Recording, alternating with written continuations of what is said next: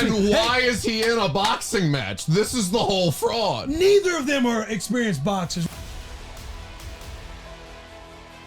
And no disrespect, Illinois. The fact that you lose 2 years in a row to fucking Illinois. What are they teaching? If the product's bad, you have to look at who the boss is. Do you know how fucking scared I was when the two of you came on the radio show? Keep it short. We got other shit to talk about. What'd you guys think of that fight? He's supposed to kill his ass right there, Will. Are you saying Tyron should have won that fight, like he's just choosing not to so he can try to get a rematch? Yes. Number one, you needed a tax write-off, so you watched it. Yeah, did you see the Trent Dilfer stuff? Shit. I was there. I was at the game. Carl one time's punching me in the chest. Tobacco's like going in my face. I would love to talk about cut week.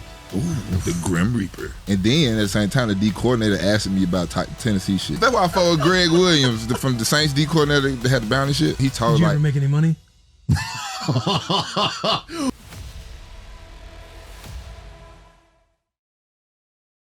The boys, welcome to another episode of Bussin' with the Boys. I am your co-host, Will Compton. I will be joined today by the one, the only, Daren Bates. He's the host of Raw Room. He is subbing in today for the boy, Taylor, who's obviously still in training camp mode. They just got done with preseason game 3. Cut week is this week. The boys in our thoughts and prayers that he makes the team. We jumped into a lot of stuff this week. Bus stop sessions. We have that out now. We're going to be going every Monday, except next Tuesday. We'll be dropping that next Tuesday. But bus stop sessions is out. Go to YouTube. Please comment right now in this video, but also leave comments in the bus stop sessions.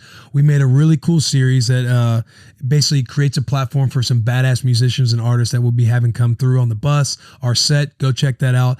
The Bussin tailgate was all time. You guys crushed it on the rooftop. We were shoulder to shoulder. It was phenomenal. Guys, you guys make the boy feel good. There's a couple that was telling me how they drove from Michigan at 4 a.m. in the morning just to come to the Bussin tailgate. Rachel, you guys brought your stud, the little wolf, in his onesie, his cute onesie with the Bussin onesie on. What's up? Easton. His name is Easton. Shout out Easton. All free shout outs to the young wolf. He's coming into it. He's going to be a tier 1 soon. But guys, it was awesome. We're going to be doing that for every home game. But I just want to say you guys crushed it. You guys made the boys feel good. We're slinging some merch. We're going to have a lot of fun this year with those. We got into an update on myself, an update with Daren Bates. Our boy might be making a team this week. He's got a workout on Wednesday. We got into Jake Paul and Tyron Woodley, that fight. The Huskers. How we're down bad right now. We get into that pretty heavy. Trent Dilfer almost killing a kid in a high school football game. We get into some Titans talk. Vrabel's press conference clip to where he talks about how he scrolls Twitter. He's seeing the people talk a little shit out there. So, hey, you better keep the same energy when we're on these press conferences. We also got 30 days until Spooktober. So big September coming up. You guys catch it all. Subscribe, rate, review, all that stuff. Make sure you're subscribed on the YouTube channel. Leave comments. Talk shit, give love, all that fun stuff. This episode is brought to you by Chevy, our grittiest presenting sponsor, the grittiest and presenting sponsor out there. The strongest, most advanced Silverado ever. The Silverado is strong, advanced, dependable, hardworking, everything about that embodies that lunch pail guy. My Chevy's sitting out there right now. A smooth beauty. I don't know why I fucking said that, but smooth beauty. The design is big, bold, and commanding. This truck turns heads. Partner with grit and determination. You can do anything with this Chevy, boys. You can tailgate, hauling, towing, off-roading, moving day. Speaking of moving day, our boy Garrett, he needed a truck last week. He needed to move a bed. He calls up the boy, hey, comp, I need some help moving a bed. I'm not into moving beds. I'm not moving the bed. I don't like helping on moving day, but you can borrow my Chevy Silverado because that thing's dependable and it's reliable. And if you need it, it's yours. He comes to the house. I throw him the keys. He moves the bed. He brings it back. He's like, yo, this is the smoothest ride I've ever been on. It's a smooth beauty is what he said. And road trips, all that stuff, helping out your friend or family member. I just told you an example about helping out a friend. Chevy Silverado, go to a dealership near you. Let them know the boys sent you. The boys, our trucks are brought to you by Freeland Chevy. That's the local spot we went to. Go look up the boy Cameron. He'll hook you up. Tell him, hey, the boys sent you. Maybe he'll give you a sticker, maybe a little trailer hitch. He might even throw in a truck. Who knows? But go to Cameron. Let him know the boy sent you. Go to a Chevy dealership near you. All the shout outs and love to Chevy Silverado, our presenting sponsor. Point, bro. We 9 years in. Yeah, we're old, bro. We done went through the shit.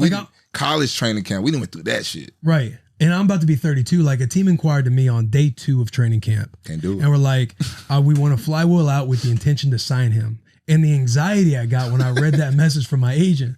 I was like, hey, like, you know, we're trying to hang on a little longer. Like, I'm not trying to go out there at the beginning of August and grind. Like for us too, like when you have a resume put out, like teams know what they're getting. Mm-hmm. At this point in our careers, teams know what we're getting. Yeah. And so, or what they're getting. And so there's just no point to go and be on a 90-man roster early in the season if there's no like bonus or some kind of something tied to it that makes you feel comfortable to go out there. Like there's no point for us to grind on a 90-man roster and try to make it 53. Yep. And we've been doing that for our entire career. And that's another. And we have enough film to show like, hey, we've showed you that we can wait until we get to the season. We've showed you that we can come in middle of the year and still perform and play well. So there's no point to be on the roster outside of like camaraderie, being in the locker room. Mm-hmm. But it's like, you know, what's that worth? You can get that as soon as week 1 starts, as soon as you get there. It's for like, sure. And if you want it sooner, like, you know, there's got to be incentive to do that. Yeah, That's always been like my stance on it. Yeah. But see, it always good when you have like coaches in that building, like that you've been other places with. Yeah. Because that's how I would say kind of, I know for sure that's how I got this. Because two of the coaches, they fuck with me heavy. What do you mean that's how I got? Oh, you're talking about when you're about to go out to your workout? Yeah. Like they went and told the head coach, like, hey, we need him, we want him, we like him. Da, da, da. So you've played for these coaches? Yes. Okay. So that is good. But it's not even the head coach, it's some assistants, right. you know what I'm saying? But and then like he went and told me, like, hey, he texted me during like a couple of days before they hollered at me, like, hey, I'm going to holler at him. Hey, he talking about you. You should get a call soon. An hour later, somebody calling me, hey, come on. So, but this is like last week too. That's another thing. It was last week. This happened last week. Yeah. And it was a week ago, literally Wednesday last week. That's when I got the call, and that's when I was going to go out there. But that was the first time for me right there too. That's a long gap in between. What's the first time for you? Like somebody calling a week ahead or a week before your workout or whatever, and saying like we're gonna bring you out. Usually, you know, when somebody tell you that in the football world, like that's a long time. Right. A week. Usually when a team calls you, it's like 2 days. They're sending you out within the next 24 hours. Like, exactly. Hey, what's the quickest flight that they can get on? Like, let's get them out here. No more than like a day or two, because I feel like by that time they didn't change their mind, found somebody else, get this, did this. But I mean, I'm still. It could be a good sign because I'm still waiting on my itinerary. They just don't send one. Hey, I thought you were gonna get your own flight. Like, what the fuck? Hey, cut the clip. Don't put the clip in. No, but what was I gonna ask you? Oh, so they're you know, a lot of free agents, a lot of guys, like from what I hear, like teams aren't bringing you in unless you're vaccinated either. Oh yeah, that's what happened to me. Oh shit, off rip. Like the first time, the same shit with you. Like 2 days in the training camp. Yeah, I had the same thing. Falcons hit me up. Hey, you vax? Nah. Didn't hear from them. Cancel that shit. Did they say cancel, or you just didn't hear back from them? No. They called back and said we can't do it. Yeah, and then you went. And I went and got my arm like, stabbed the next day. Yeah, let me go. Now that I'm peer pressured into doing this, because I want my career to continue. Yeah, exactly. That's a whole side fucking long ass podcast. Oh yeah, right there. hell yeah. But no, it is wild that you know what I've heard too is teams aren't even messing with you unless you're vaccinated. Anytime I've been inquired, there's been 3 teams that have inquired, and anytime that a team's reached out, the first thing that they want proof of vaccination. They want you to send a photo of the vax card and everything else. Yep. And if you're not, they don't even mess with you. They don't even. Nope. See, I know a couple guys going through it right now. It feels like it was me, so I chose that to get stabbed in the arm, and they over here still trying to think about it. Like, the fuck you thinking about? You obviously don't want to be out there. It's just one or the other, but it's not that. I mean, it is hard. I want to say it's right. I mean, guys have different kind of perspectives. Yeah. Well, it's just interesting because, like, if you're vaxxed, right? And I know now we're getting into like the vaccination shit, but I'm talking just from a football perspective, just from being in the locker rooms. If you're vaxxed, so now we know that you could still get it and you can still pass it on, even if you are vaccinated. Now teams, if you are vaccinated, you only get tested every 12 days. If you're not vaccinated in the NFL protocol, as you know, you get tested every day. It's just like 2020. Yeah. But if you are vaccinated, it's like you get benefit for being vaccinated, right? You get incentive to get vaccinated. So now knowing that you can get COVID and carry it and spread it, and these people who are vaccinated are getting tested every 12 days, Like who's to say like me being vaccinated, like if I have it, right, and I don't get tested for another 8 days and I don't know it because I'm not symptomatic because I'm vaccinated, I can give it to people who, aren't vaccinated, who are vaccinated. Like I feel like that's kind of what's happening right now. The Colts, they had guys test positive. Like the Titans have obviously been going through some COVID stuff. And it's like, if you're getting tested every 12 days, who's to say that you can't be carrying it and passing it along and you don't even know where the root is? Once people start, like, the dominoes start falling. I just think it's like, it gets confusing. Like, it gets so muddy. Like, that's why I was like, shit, it went boiled down to it for real, it's just, you are or you aren't. Right. That's your decision. And it's whatever follow on both sides. It's a domino effect on both sides if you do and if you don't. So. And if you're a free agent sitting out there and you're weighing it on, like, and you have a hard stance on, like, I'm not getting vaccinated, then you just got to know, am I okay with not getting a phone call for the rest of the year? No, not even the rest of the year. You're probably done. And if that answer is yes, then it's all good. Yeah, it's all good. But don't just be up in arms, like, at the end of the day, like, that's what the fucking rule is. And if you want to play, that's how I decided. Because, hey, do you want to play? All right. Do you want some bread? Yep. That's all they do. Put that shit in my arm. I don't even know what it is. It might have made me better. Let's what do we have next? What do we have next on the docket? Oh, the Bussin game day recap, the tailgate, the watch parties. Why the you boys late? Showed out. Why you late? That's another. Hey, that's another. I got to that bitch on time. It's an easy answer for me. I was watching the Husker game and it came down to the wire. And we can get into the Husker stuff now if you want to, but it came down to the wire. We were driving. You know what I mean? Like we had to stop. We needed to make some plays at the end. It didn't go our way. But we were. This down. the play I wanted to see right here. Are you talking about the returner who caught it going backwards? Not even caught it, and this nigga threw the ball. The fuck was that? I know that's why. What are they teaching? We're down tough right now. We're down bad. No, that they not doing that. They Lipscomb. But you. All right. You can't. Here's usually, and correct me if I'm wrong, because you know, I feel like you know more of the ins and outs of the team stuff than myself. But as a returner, usually I think you're taught. What, heels at 10? If you have to back up, you don't go past 7. It's inside is 7 to 5. You know, like niggas like Pac-Man and they don't give a fuck. But 7, you get like you said, heels at 10. No backup past the 7. Don't back up past 7 yards or back inside the 7 inside yard the 7 yard. Yeah. If you do, you let it go. You try and knock out. You fucking with people like trying to draw them out, or you go try and body somebody before they get to the ball. Yeah. Yeah, our man. I don't know. That's maybe you blame the special team coach. I mean, it's both. Like, dude, it's so easy. Like, and there's this quote too. And I don't want to bring that quote up yet because I feel like we're not really in the thick of it. But this is all on both sides. Obviously, if you're a special teams coach, you're probably sitting there coaching the next day saying like, what is our fucking rule? Like, don't do X, Y, and Z. My man, he's probably saying, I got this. I was trying to make a play. Like every young kid does. Every young kid thinks like they're going to be the next Devin Hester back there, or like they're going to turn it around or watch me work out. Type of thing. And then he slips into the end zone. His momentum's carrying him back into the end zone. If you're going to catch it, go into the end zone and take a fucking knee. But no, he can't take it. He can't take a knee right there. But if he can't go into the end zone, his momentum can't take him back into the end zone.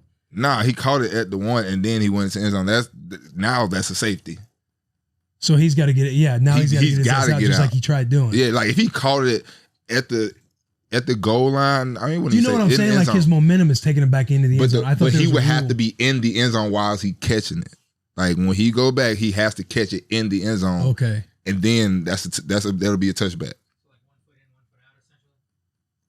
Nah, that's the only with out of bounds straddle rule. That's only with the sideline. Right.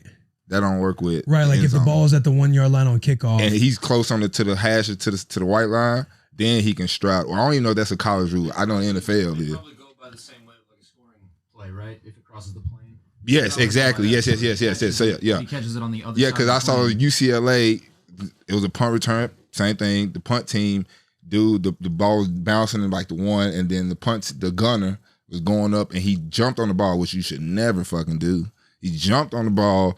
but then he rolled it over, and so the ball was still out of the end zone, but his whole body in the end zone, but it was still down at the 1. Got you. Which was horrible. And then the motherfucker tries throwing the ball. But I don't understand that part. Is that a drill y'all like, do? let's just make it worse. And that's that coach's first game, his era there? No, he's on year 4. Can you bring up Barstool had an article on Barstool wrote an article, I think it was Jack Mack maybe? Is that his name? Am I saying that right? I think he had an article on Nebraska and kind of bringing up the stats of Frost since being there. It just it blows my mind that we get beat by Illinois, and no disrespect to Illinois. They got Coach Bielema. He's a good coach. Like, he wanted to be back in the Big Ten. He's a good coach, and I'm not disrespecting Illinois. It's just like the fact that you lose 2 years in a row to fucking Illinois, and in a bad fashion. Like, you can tell some of it's coaching. Like, sometimes we're shooting ourselves in the foot, but you just sit there as a fan, because now that I'm like 31, I've been out of it for almost a decade now. You're like, see the side of like the fandom, because you get frustrated in the game. Like, I'm sitting there tweeting like, lots of ball left, keep your composure, but I'm reacting to fucking every play happening. I'm like losing my mind, right? And so you begin to like see this other side of like what the fans see, and you're like, oh, okay, this is why they were like that when we were playing, type of thing. But you get done after the game and you're just like, what in the fuck is going on? Because Scott Frost was like, he was a national champion in the 90s, right? And he was as a player, yeah. He was successful at Oregon as an OC when Chip Kelly was the head coach, when Oregon was winning a shitload of games. He went on to UCF and took him from all defeated to undefeated in 1 year. Oh, yeah. Now, granted, Florida's got different cats. I feel like recruiting does play a factor. But he comes in Nebraska, right? When I was at Nebraska, here we go. Like, when it was my day, back in my day when I was at Nebraska, we were 9-4, 10-4 every year. We won some big games, but we never won the game that actually mattered, like that we needed to win. And that's why people like hated Bo or like wanted him out, because we never won the big game. We never won on national stage, and sometimes we lost in a bad fashion, right? But y'all still relevant though. Like, correct. Like, but I'm trying to take you through this. But everybody that was understood what we were in the 90s, national champions, culture, everything else. Like, you had players from the 90s. You had people kind of like not calling for Bo's head, but questioning like, this isn't the culture we need to be that feared team that we were in the 90s. Yeah. They end up running Bo out. Like, at the end of the day, in a nutshell, they run Bo out. And fans can be like, he was like, F the fans, this and that. Like, there's a lot that goes into that shit. But at the end of the day, Nebraska gets Bo out of there. We bring in Mike Riley. First, we hire Sean Eichhorst, an AD that came in right after Tom Osborne, who's the most winningest coach in college football history. They're done with Tom Osborne. They bring in Eichhorst. Eichhorst doesn't fuck with Bo. He wanted Bo out. The chancellor, they wanted Bo out.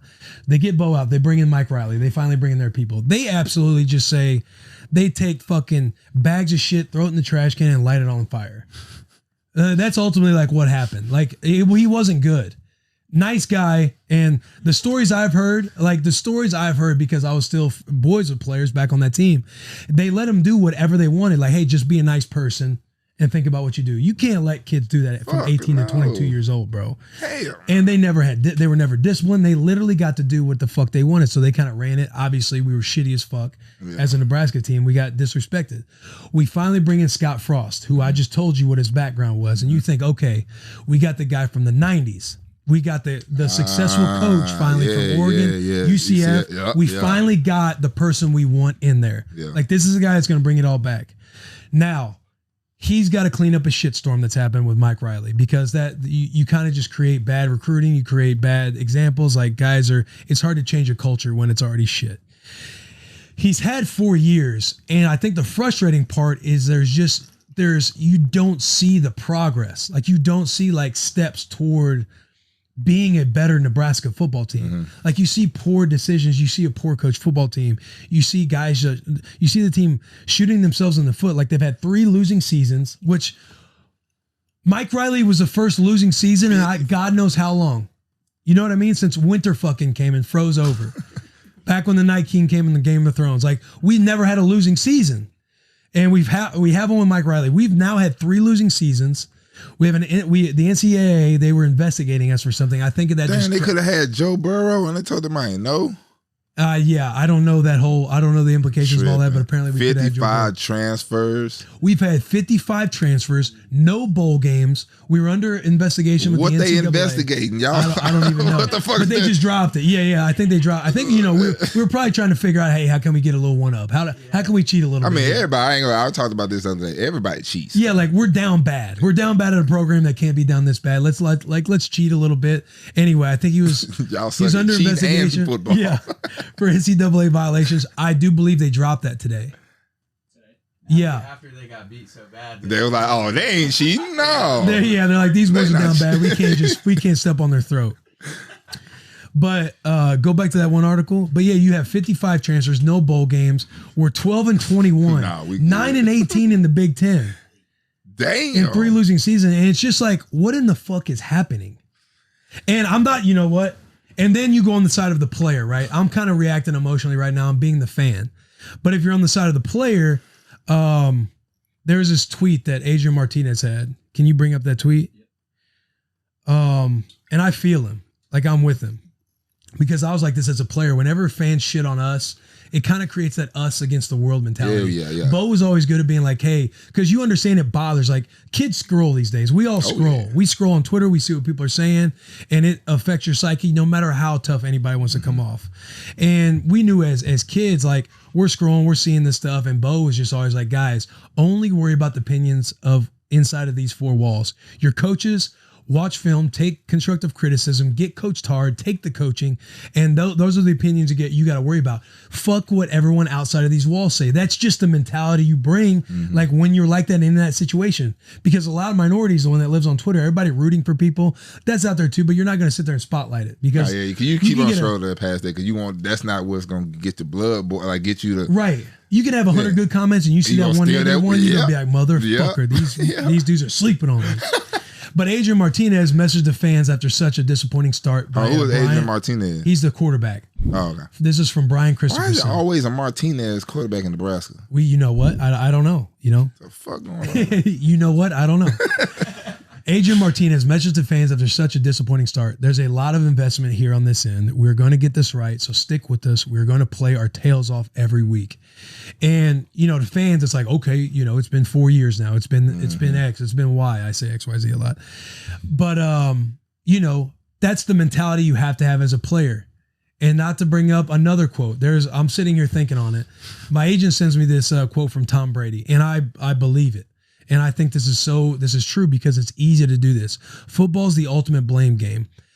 General managers, head coaches, players, quarterbacks, receivers, defense, offense. It's so easy to blame someone else. It's so hard to say, I didn't get the job done and we collectively didn't get the job done. That's the best part about team sports. I picked a team where everybody's like, hey, we got to get better. If not, what does that say? It's not? Oh, yeah, okay. It's not, I got all the answers. You guys just all screwed up except me. It's the exact opposite way to play this game, and you got to play together. And that's just fucking true, man. Like, if that team's going to get better, and if Adrian, like, if every player's got the mentality, like, we're going to get this right, everyone's got to be sitting in there thinking, like, not looking at what the D lineman as a backer, not looking at what the D lineman did in front of you, or what the safety might have called on the back end. Like, if you didn't play the right call, like, you got to know to yourself as your own individual, I fucked it up. Here's how I could have done better. Could it have played out differently if they would have done their part? Sure. But you're not going to get better by pointing the finger or being like, Coach, I did my thing. Like, he didn't get it right in front of me or he didn't get it right behind me. If you all do that, everyone's going to be caught just pointing at each other in the ultimate team game. That's how it was at Auburn my senior year when we went 3-9. It was players versus coaches. Right. And it gets to where you sit on the bus, right? And players, and I've been on the same buses. And it's hard to speak up and go after your teammates, especially after an emotional loss. And guys are talking shit. Guys are like, why we run this call? Why we run that call? Yeah. Why ain't coach doing this for me? Why ain't coach doing that for me? Instead, like, I know myself as a player, are we in the best situation? We might not be in this call, right? But if all 11 are playing on the same call, playing on the same page, communicating the right way, and believe that we can still get it done, you can still get it done. But when you're on a struggling team like that, that's not gonna happen. Right. It's a snowball effect. Yeah. And it's the same for like the coaches too. You can only assume that coaches are sitting in there and hopefully being hard as fuck on themselves because it's like, yo, we're not building this foundation, or the culture's not right, or we're not putting these guys in the right calls. And the good coaches call themselves out. Like they say, this is my bad. When a D coordinator stands up in a meeting the next day when you fuck something up, and the D coordinator's like, hey, I fucked this up. Dean Pease. Yeah, Dean Pease was like that. He's like, this is my bad for putting you guys in this situation. You get that respect from the players. Like, I trust this guy because he's taking accountability for his mistake. Damn, now I might feel bad for talking shit because he's seeing it the same way we all need to be seeing it. That extreme ownership and extreme accountability. And I feel like Nebraska just might not have that right now. And I don't want people to take that opinion and be like, oh, that's paintbrush across the board. It's like, as a fan, it's fucking tough. But you got to hope that that's the level of accountability Nebraska's taking, because that's how they're going to get better. And if not, man, like, it starts at the top. If the product's bad, you have to look at who the boss is. And right now, it's Scott Frost. As much as I'm rooting for him and everybody wants him to succeed, it's like, if you're not progressing at all, like, we got to take a long, hard look in the mirror. Like, what's really going on? Because he's proven to be a solid coach. But how do you tell kids to stick around too, where the transfer rules are so different now, where guys can just jump ship and go play somewhere else right away? Like, how do you make kids? I don't know, man, because I'm not in the locker room and I don't talk to the boys. Like, I just don't know what's going on. Like, I have my couple of sources that I'll talk with, but like, it's hard to put a lot of weight in just those in opinions in general, because you're just not in it. But if you're a player and guys are transferring and they're transferring for reasons that might be true or might have justification, like, you don't know. It could be something internal that we don't know about. But if it's something to where you're kind of weeding out the weak because we need to build a strong culture, that's fine too. Like, it could go that way and you just need it to happen. Like, it is tough to build a program of that stature, like, overnight. And granted, it's been 4 years. So I think what everybody's pissed off about is there doesn't seem to be any progress. Like, there doesn't seem to be, like, if you're not a very talented team, you would at least see dudes not running into the end zone to catch a ball. You would see guys not a bad center QB exchange, right? Fumbling the ball, like taking care of like doing things that you can control. Like, sometimes you can't help, if a wide receiver catches the ball and he trips and falls, like that's just his fucking ability. People know, like, we just need better talent. Right. But when Buck's calling me. When you doing shit like that. Yeah, can somebody go get Buck? But when you're seeing shit to where the team's beating themselves and it looks like not a very well coached football team, that's when it's like, what is going on? Yeah. So that's my take on Nebraska. I say all that shit. I'm always riding with the boys. I'm always going to stay optimistic as fuck because that's just like my nature. But I feel the frustration. What's so funny, JP? I'm optimistic. 5-minute rant. Hey, you're right, but I feel like I gotta speak to the people who are very frustrated, because people are like, I've been a fan, like Garrett, who's been like you guys who have been fans of the Titans forever. Hang on, Buck. You guys who have been fans forever, like, you gotta empathize, right? You gotta see, like, okay, what are they feeling? What are they seeing? And how can I try and put myself in their shoes? So, hey, I'm a rational optimist, baby. What's up, Buck? Nuck if you buck. What's happening? Welcome to the Bussin with the Boys. Are we on? Yeah, we're on. What happened to DJ Drama? How we living? DJ Drama, get the fuck out of here. Did you see that shit, Blas? I'm finna see Blas. Man. Did you see that shit? See what? Here's my headphones. You know who DJ Drama is, don't it? Yeah. It's a comfort thing. But this man was recording a video and all you could see was like forehead low, bruh. And he was in somewhere dark, so he looked a little darker. And they had a picture of DJ Drama right next to his bruh. That's your fucking boy Josh Black. Hey, that shit had me fucking That shit is weak, funny. I bruh. want to have him on the bus too. That might funny as shit. hell, bruh. Right. It's a freak way you just taking all the raw room guests. Is that what's happening? No, I feel like we help each pass other. them around, Come on now. Okay. Did you listen to AJ Brown's episode on Raw Room? I did. It's a good episode. It's a great episode. Yeah. I wrote news off that episode. Yeah, you did. Yeah, I sat in on that, asked a couple questions. Like, we're all trying to help each other. Yeah, for sure. Rising tide lifts all ships. You're not going to take your fucking negativity and bring it onto this bus and try and divide the boys. Look at you coming at me with all kinds of aggression. You get off the radio show, and this is how the tables turn. Hey, Will, can you move that wire? Yeah. Why? No free shout-outs? No free shout outs, and it's just kind of in the way a little bit. It's in Oh, the gotcha. way of a whole ass camera. Got you.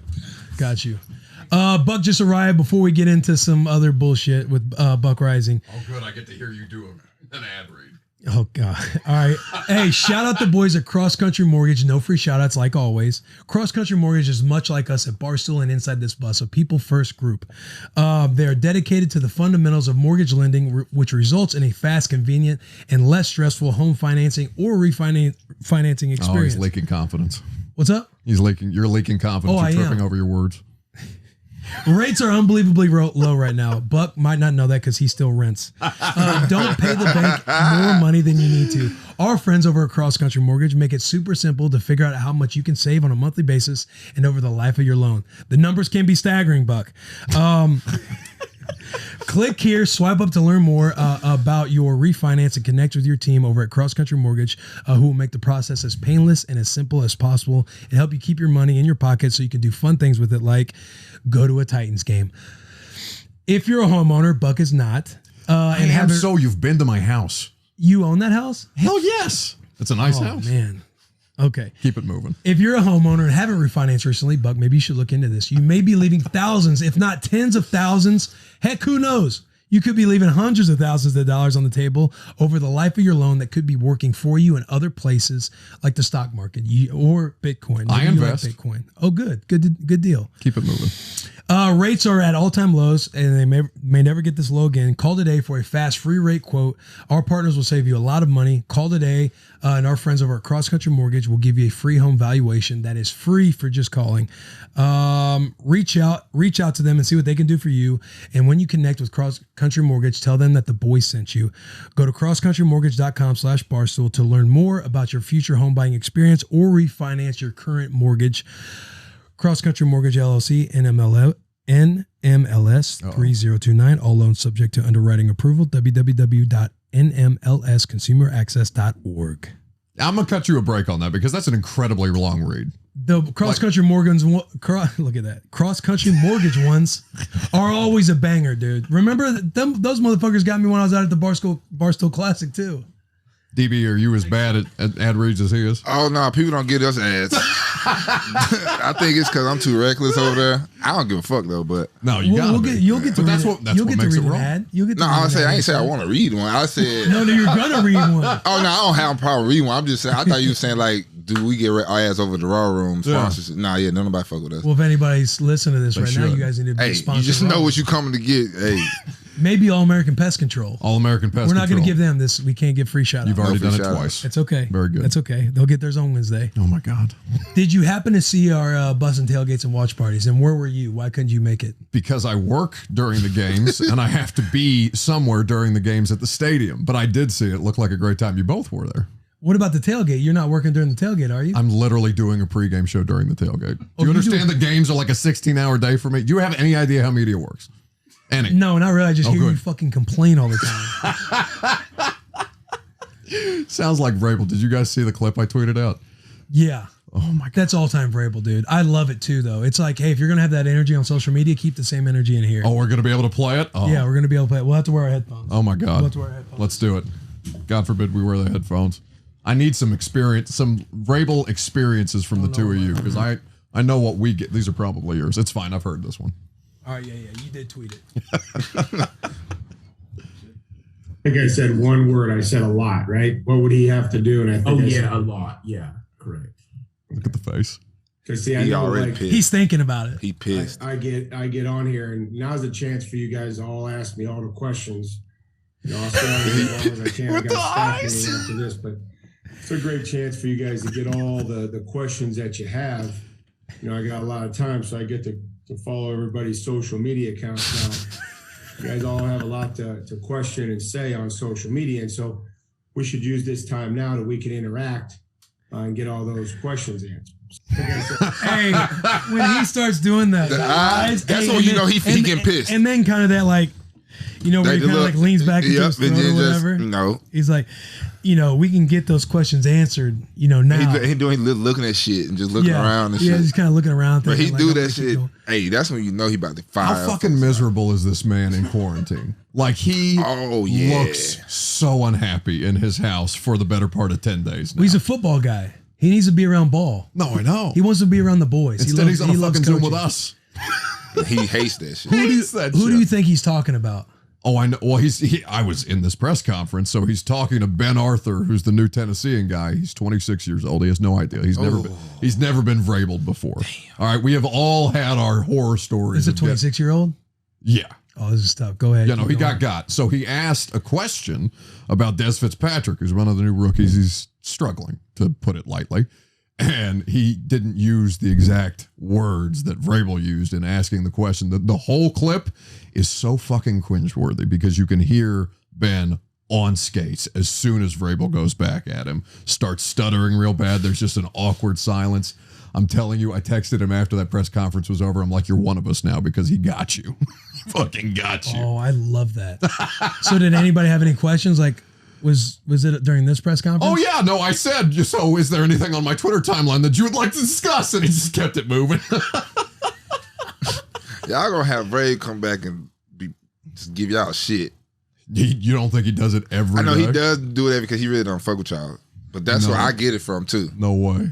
That's where you get what from? Like, you know, when the situation with, when Vrabel got there with Paula and the radio and shit, and they snitching, telling on me, and then Vrabel called me up like 3-4 times.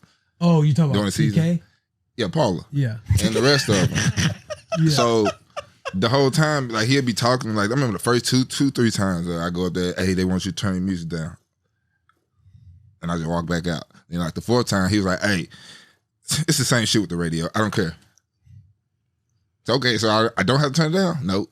Cool. That's how I got that energy from him. Like, oh yeah, he don't fuck with them. He doesn't give a fuck about us. Like, and I think it's, I mean, there's days when he hates all of us, right? Some days it's, but most time Vrabel hates everybody. Oh yeah. So no, you keep that energy. He carries a lot of weight. He carries a lot of weight on his shoulders. Some unneeded, like some unnecessary thoughts. Like, hey, it ain't that. Like, it's gonna be all good, man. But I love it though. I like it. I fuck with it. It don't bother me at all. Yeah. No, you guys got to eat that shit up. I love that shit. No, I'm talking about even when he do it to play, I don't give a fuck. Especially when I sit right in the front and he looking dead at me talking, and everybody thinks talking about you. I love that shit. Right. Well, with about me, the podcast thing. Yeah, with me, he'll just be like, let's see how our social media coordinators do. Hey, that shit funny. Asshole get title back. Oh, God damn it. And that's when I sit up. Oh, what we got here? Let's see. I remember we did that bit with your neck brace. DB was injured. Or he was hurt. Well, don't tell me that on media. God, if I ever have to ask Vrabel an injury question, I'm fucked. I know. And we were messing around. Like, we had this thing, like, if you're hurt and you're like not doing walkthrough, you're not doing practice. Like, we in the linebacker room, we bought this neck brace because you had to wear a neck brace or like a yellow jersey. So after he came in, like, we did this a little bit because they were messing with me on my hair when I got that haircut. We like made up this bit where everybody's flipping me off and like messing with me. And so it wasn't just them; it was the entirety of the internet. You were trending for a day. Oh, I know. It was insane. It was great. That was funny as hell. We leveled up. Yeah, definitely leveled up. I was jealous. But I wasn't finna touch my hair though. No. How pissed was your barber that was the way that you chose to advertise his work? He was like, we wanted to offer you, like, hey, we can fix that. Like, he thought that you were pissed about that. I was upset about it. And the barbershop, like, as a whole, any normal human being would be like, upset hey, about it. We can't give cuts like that. Like, he's gonna take us to the bottom of the ocean if people know who it is. People are in like Cleveland, New York, saying, hey, I'll get you a free cut. I'll do this. I'll do that. Yeah, bro, it was crazy. But Jesus Christ. Once I went into the barbershop and explained that, hey, it's okay. Yeah, it was okay. It did better than I thought it would. I remember right when I walked in, Malcolm was like, oh, you look like you about to shoot up a school. Like, what the fuck? Yo, I miss fucking Malcolm Butler. That is one of my favorite players to cover. Oh, shit. I mean, I miss being in the locker room. I know you guys fucking hate it when we're in there. But yeah, y'all used to stand on our court and shit. I got a question, though, for a real talk. Hit me with it. No. So everywhere else I've been, there's always a PR person that's the middleman. Yeah. They ask y'all questions, who y'all talking to, what y'all talk about, and then they go to the player, same shit. Yeah. Hey, so and so finna come over talk to you. What the fuck is going on in Tennessee? What the fuck is going on with how the fuck do y'all get to just stand in the locker room in the fucking way in the middle of everything and then wait till the motherfucker tie his cleats up? That's right. And ask for a fucking interview. That's how it goes. I don't get it. Listen, now, I'm not saying that y'all asking me for shit. I don't give a fuck. Don't talk to me. You don't got to talk to me. I don't care. That's why I have the podcast. You know what I'm saying? That's what made me think about, oh, okay, I'm going to talk to my own microphone. Oh, fuck. So I don't understand why, and here in Tennessee, there's like fucking free for all in that bitch. Oh, it's a Wild West. Every other NFL. And I go in and talk shit to the person that is the PR. Which one? Because there's 4 of them. Okay, well I'm talking about 2. Okay. 2 we for sure. naming names? I mean, if it was my podcast, I would be saying names. I don't know if you want me to say names. You're gonna put I don't even know people on blast like fully this. what we're talking about. He's talking about media. Well, let's reset because this is how you do it in Shit.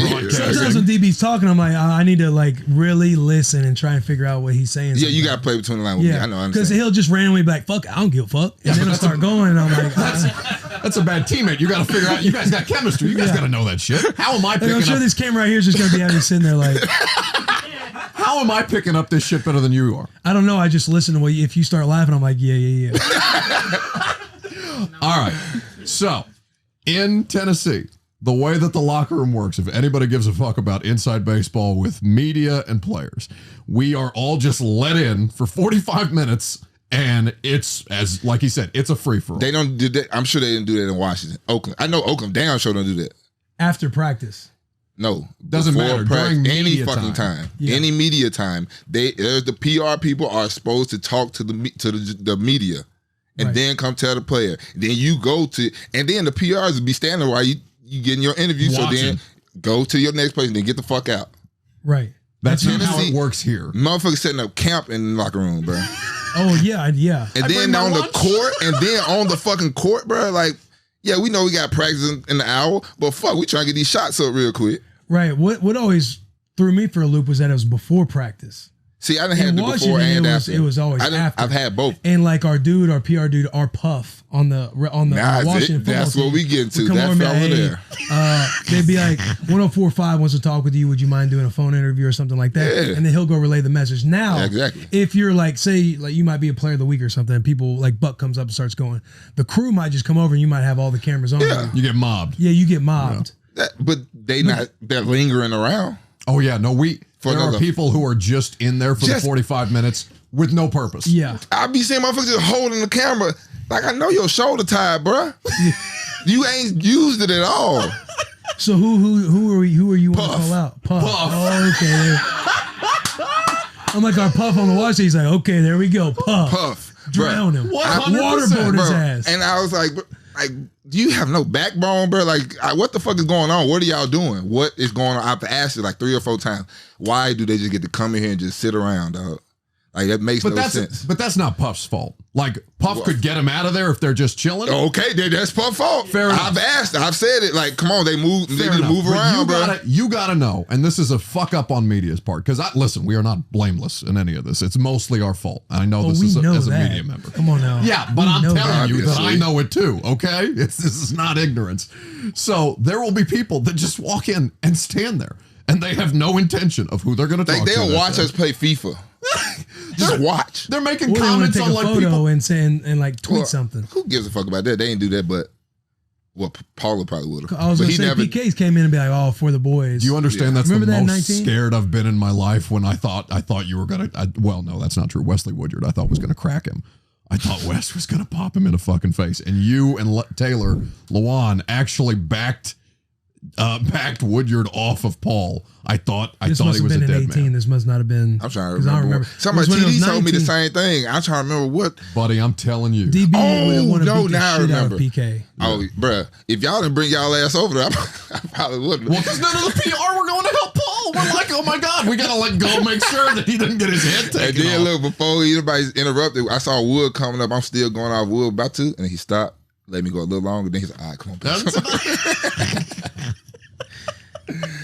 Oh yeah, but see, yeah, that's the problem. That's What?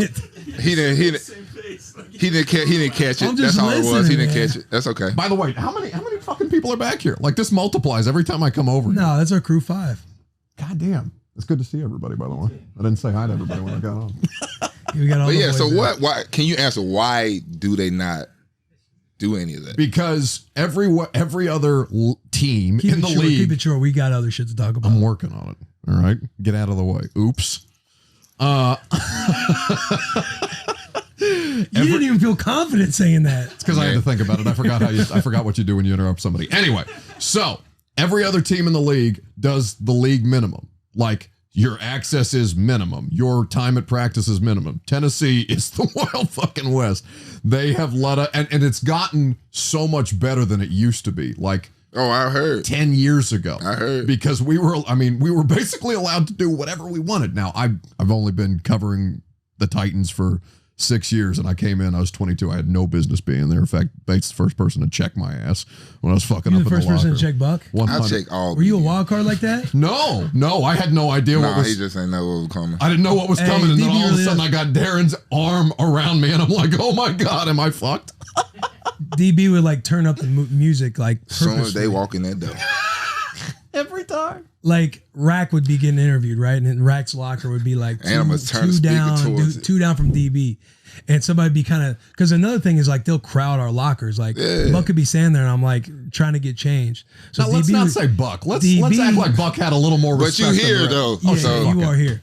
So DB would just turn up the speaker and like be loud and obnoxious the entire time. And I'm gonna play they got all the cuss words in it. I'm talking about all the bitches and fucks and all that shooting and killings and on all that shit. Well, then you got Lawan in the corner of the locker with dead puppies or whatever the fuck. That was a beaver. Mike, no, he's talking about the song. The song. Dead. It's a whole different kind of dead animal. You were talking about that stuffed beaver. That shit funny. You put the cigarette in that bitch. That shit was funny as hell. Fuck it, we walk in one day, he's playing poker or whatever. The goddamn beaver. DB, you're up. Oh, what FTX? All right, let's get to it. Now, am I reading the shit with the... I'm here. Easy. FTX, investing for crypto generation.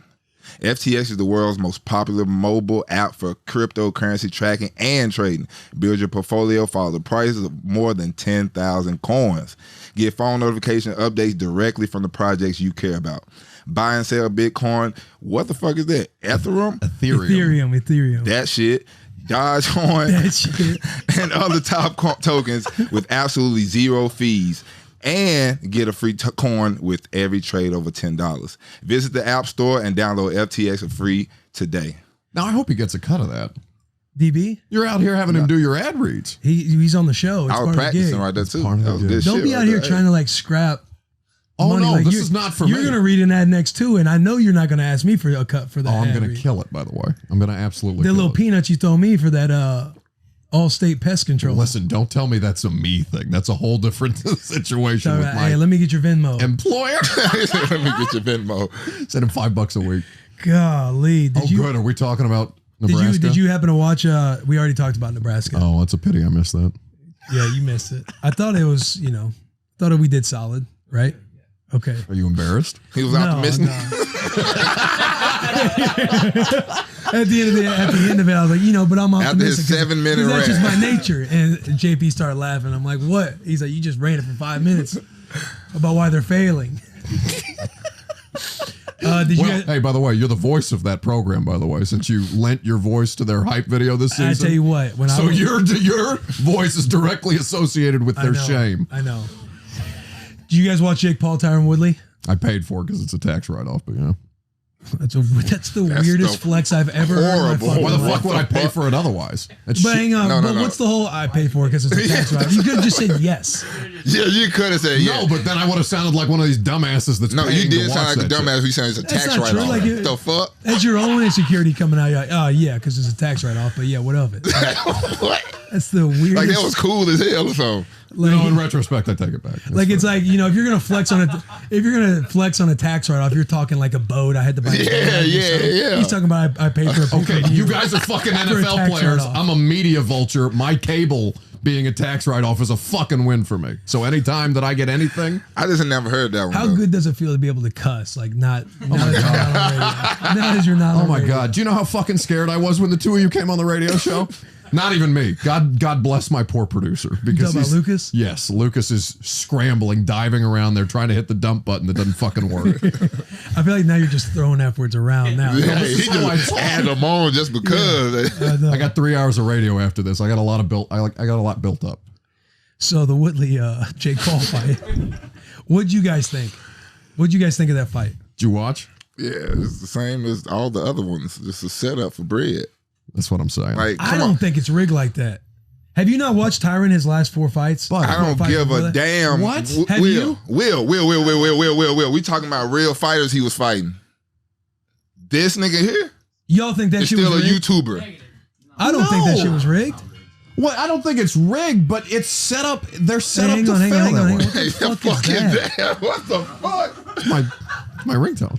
Bruh. What gospel Hell ass shit no. is that? It's just a fucking Apple. What do you mean gospel ass shit? No, Apple uses, everybody uses the same 3 to 4 ringtones. Yeah, that And was that's like not one of them? No. What do you think? I thought I was at my grandma's house, bro.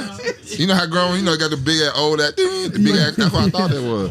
Grandfather clock? Yeah.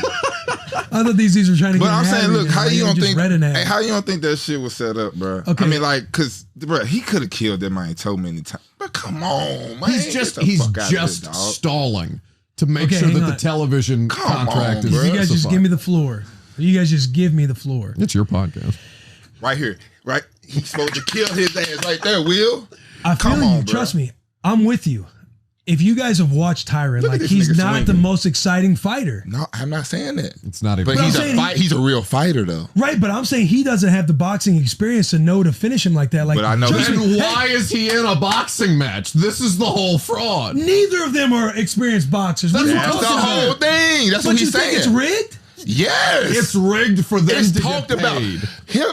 The situation with This shit ain't rigged. the situation with him going and talking about his mama and shit, bro. Right there, we clearing furniture, and especially she's an older woman, bro. And this my real dog, my real partners out there, and in the session around me with they talking about, oh, that nigga just said something about your mama. They gonna pull up on him before I do. What did he say, DB? Yeah, I didn't want to listen because So- I just saw the video. I saw it on mute. I didn't even want to watch the like what was said, cause I just know you see her face. She was disgusted and shit. It's like, nah, bro. Yeah, that Jake shit's, Paul- what's it's it at got the- to do with this fight being rigged? the whole shit is set up. It's all to make money, bro. I don't get how you don't think. I understand that Woodley wants to make money. Him calling him out after, like, I know he's a showsman. Like, he's a showman. Like, I know Like, he's trying to get a even money this grab shit. too.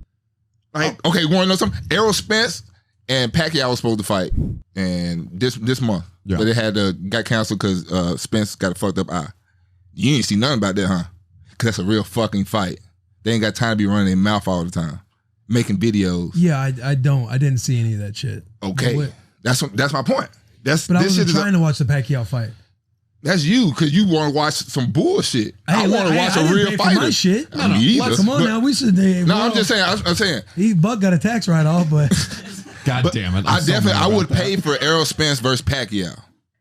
I would definitely pay that. I understand that, but what I'm saying is, like, I don't think that shit was set up like he was supposed to throw the fight to lose and had an No, opportunity. I don't think that's what knock you're him out saying the in fourth terms. round. I don't think that's what he's saying in terms of rigged. I'm not saying. Yeah, I'm We're not saying that this Are is. you saying Tyron should have won that fight, like, and he's just choosing not to so he can try to get a rematch? Yes. Yes. God, yes. And if I don't Paul think so. was really about that talking shit, that's what I'm saying. Nobody believe nothing. Banged up at all. And this man ain't been in the real. He been in the cages, bro. He's a damn MMA fighter. Like that's on. Will, come on. I don't give a fuck of boxing. You're a fighter. Conor McGregor, when he got in there with Floyd, I bet he surprised everybody because that motherfucker was out there boxing. Right. So why can't so you telling me Tyron Woodley can't do the same thing? I thought And he was trying. I just didn't think he was letting his hands fly. Hey, DB, at what point does pride and legacy play a part? You think Tyron Exactly. wanted his legacy to be like that? No, Exactly. He's arguing for the side of Tyron. Yeah, like at what No, point? I think Tyron's trying to knock his ass out. Yeah, 'cause at No, what I don't point- think he was trying And to I knock think him out. Jake Paul's Okay, trying to so hit when he Tyron got just him like on he's the ended ropes right there, everybody Blogs, else. when he got him on the ropes and he going through and you tell me he wouldn't, and if that was MMA, he wouldn't just run up and start punching the fuck That's out of him. MMA. He can fucking take him to the ground and ground and pound. No, I ain't talking about ground and pound. I'm just talking about throwing hands. Are we just going to gloss over the fact that Bloss is the only one with a microphone? Did he like win rock, paper, scissors today? What happened? No, it's a pass. You can pass it around. Hey, you missing the day with your jokes. I thought that was You missing. thought that was a Straight good air one. balls. I'm just saying, bro. It might not have been rigged, but it just seemed just. But if you've watched Tyron Woodley's last fights, like Will was trying to say, he hasn't been that fighter that he was in the first half of his career where he would finish people. Now I'll give you that. The first half of his career, when he secured the title and was going on his run, but I'm just he saying was right killing people. He was crushing people. His corner's literally begging him to throw. He's like, start the round, Yeah. like swing first, like trust me, just let him fly. And for whatever reason, he's just being reserved. Like, No, the whole it's not for whatever reason. That's what I'm saying. It's a I don't give a television fuck product. what his corner say. His corner not in his head. His corner don't know. Hey, look, I'm finna. They think he really out here supposed to be fighting. And this becomes Man, a come totally on, bro. different issue because UFC and MMA doesn't pay their fucking fighters like a Exactly, fraction of what they're So worth. then he going to get that check So from. they're fighting the YouTubers because they know Yep. they're going to be able to cash in. This is a whole deeper Whole problem with the different sport. thing. So you Yeah, think bro. if Tyron wins that fight, you don't think Jake Paul's like, I want a rematch? Gets you paid either way. Yeah, but I think Jake Paul's on to the next sideshow attraction. Yeah, because if especially he really wanted to beat his ass and he really did fight, he wouldn't even do that. But you're spot on about the shit he was saying to his mom, like in the That's pre-fight a- press conference. Like Jake Paul is chirping at Tyron Woodley's mom. There's Like, come no on, way. bro. Nah, There is nah, no that's way. that shit don't happen in real box. Well, I ain't gonna say it don't happen. But he's trying to get a reaction out of him, and Tyron's like he was focused. He was And his calm. reaction wasn't the reaction that it should have been. The But faking that's like your where everybody opinion. holding you That's back. your opinion, though. Man, look, That's me and a whole bunch of real niggas out here. I'm just Listen, saying. I don't have the experience to talk. Like, I yeah. cannot check the box in that category. I cannot. This is where I bow out of the conversation. Oh, so you're saying he's not a real one then? Like, they just get the whole culture up and Nah, he just really was about his coins then. he's about it. I'm not saying he's not about that. He clearly is. I don't know, man. Because he's begging for Okay, a let's do it rematch. like this. You remember that show Pro vs. Joe? Yes. Yeah. Let's take it there. Let's say Now this is a Pro versus Joe. That's basically what we're watching. fuck it was. That's what you just paid I don't for. disagree with that. Jake's not a judge. Bruh, okay, he can bet. For 4 years. Like, But I think Jake thought he was going to 4 knock him out. years. Like, what pisses me off Nah, is he he's talks not- like, I nah. got 8 rounds under my belt. Like, I needed this. Like, I'm 24. I just need to take a break after this one. We need to go back and think about who might be next. What pisses me off is that he's talking like he's been a real fighter. When Yeah. he That's just what I'm fought saying, a bro. That's a YouTuber, fucking joke. when he's just fought MMA dudes and dudes like, so oh, what would do it?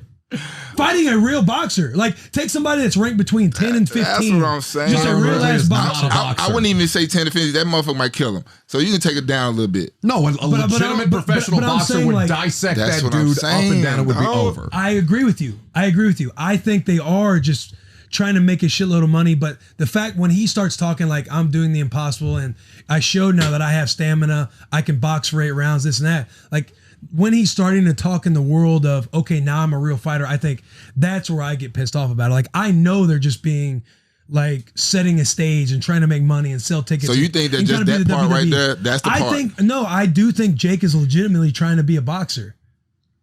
And I think he Man, that's wanted disrespect to to all the real boxers out there I trying agree. to be real I boxers. don't do disagree something with you, about bro. it. They should do something then. If you got if the boxers have a problem with it, they should do something about it. They Because probably right would. now he's You're making spot more on. money. You than right, any you of them. right, you You know right, what I mean? you right, Like, you right. there's You always is a- definitely right. Because But this you- is boxing. But now. he's picking his fights. No doubt. People setting them shits up. No doubt. The boxers sure- probably are trying to do something about it. And But they Jake's just being meticulous they about. see Errol Spence and all them. We ain't answering that call, but we'll see fucking Tyron Woodley who ain't did shit. Oh yeah, we'll He's answer that. about to be 40 years old. He's 4 inches Yeah, we'll taller take than- that. Come on, bro. That's what I'm saying, dog. This shit is set up from the top to bottom, dog. But that, I mean, that's, I feel like. Where I don't feel think like, it gets set up is the actual fight itself. I don't think in their head they're like, we got to take this thing 8 rounds. Like, why not? I don't think that. I Why, just don't think why that. wouldn't you think that? I think once you open the door for the whole thing being a charade out the gate where you're having a YouTuber fight a dude who's not a boxer, you open up the speculation for it anything. to be fake.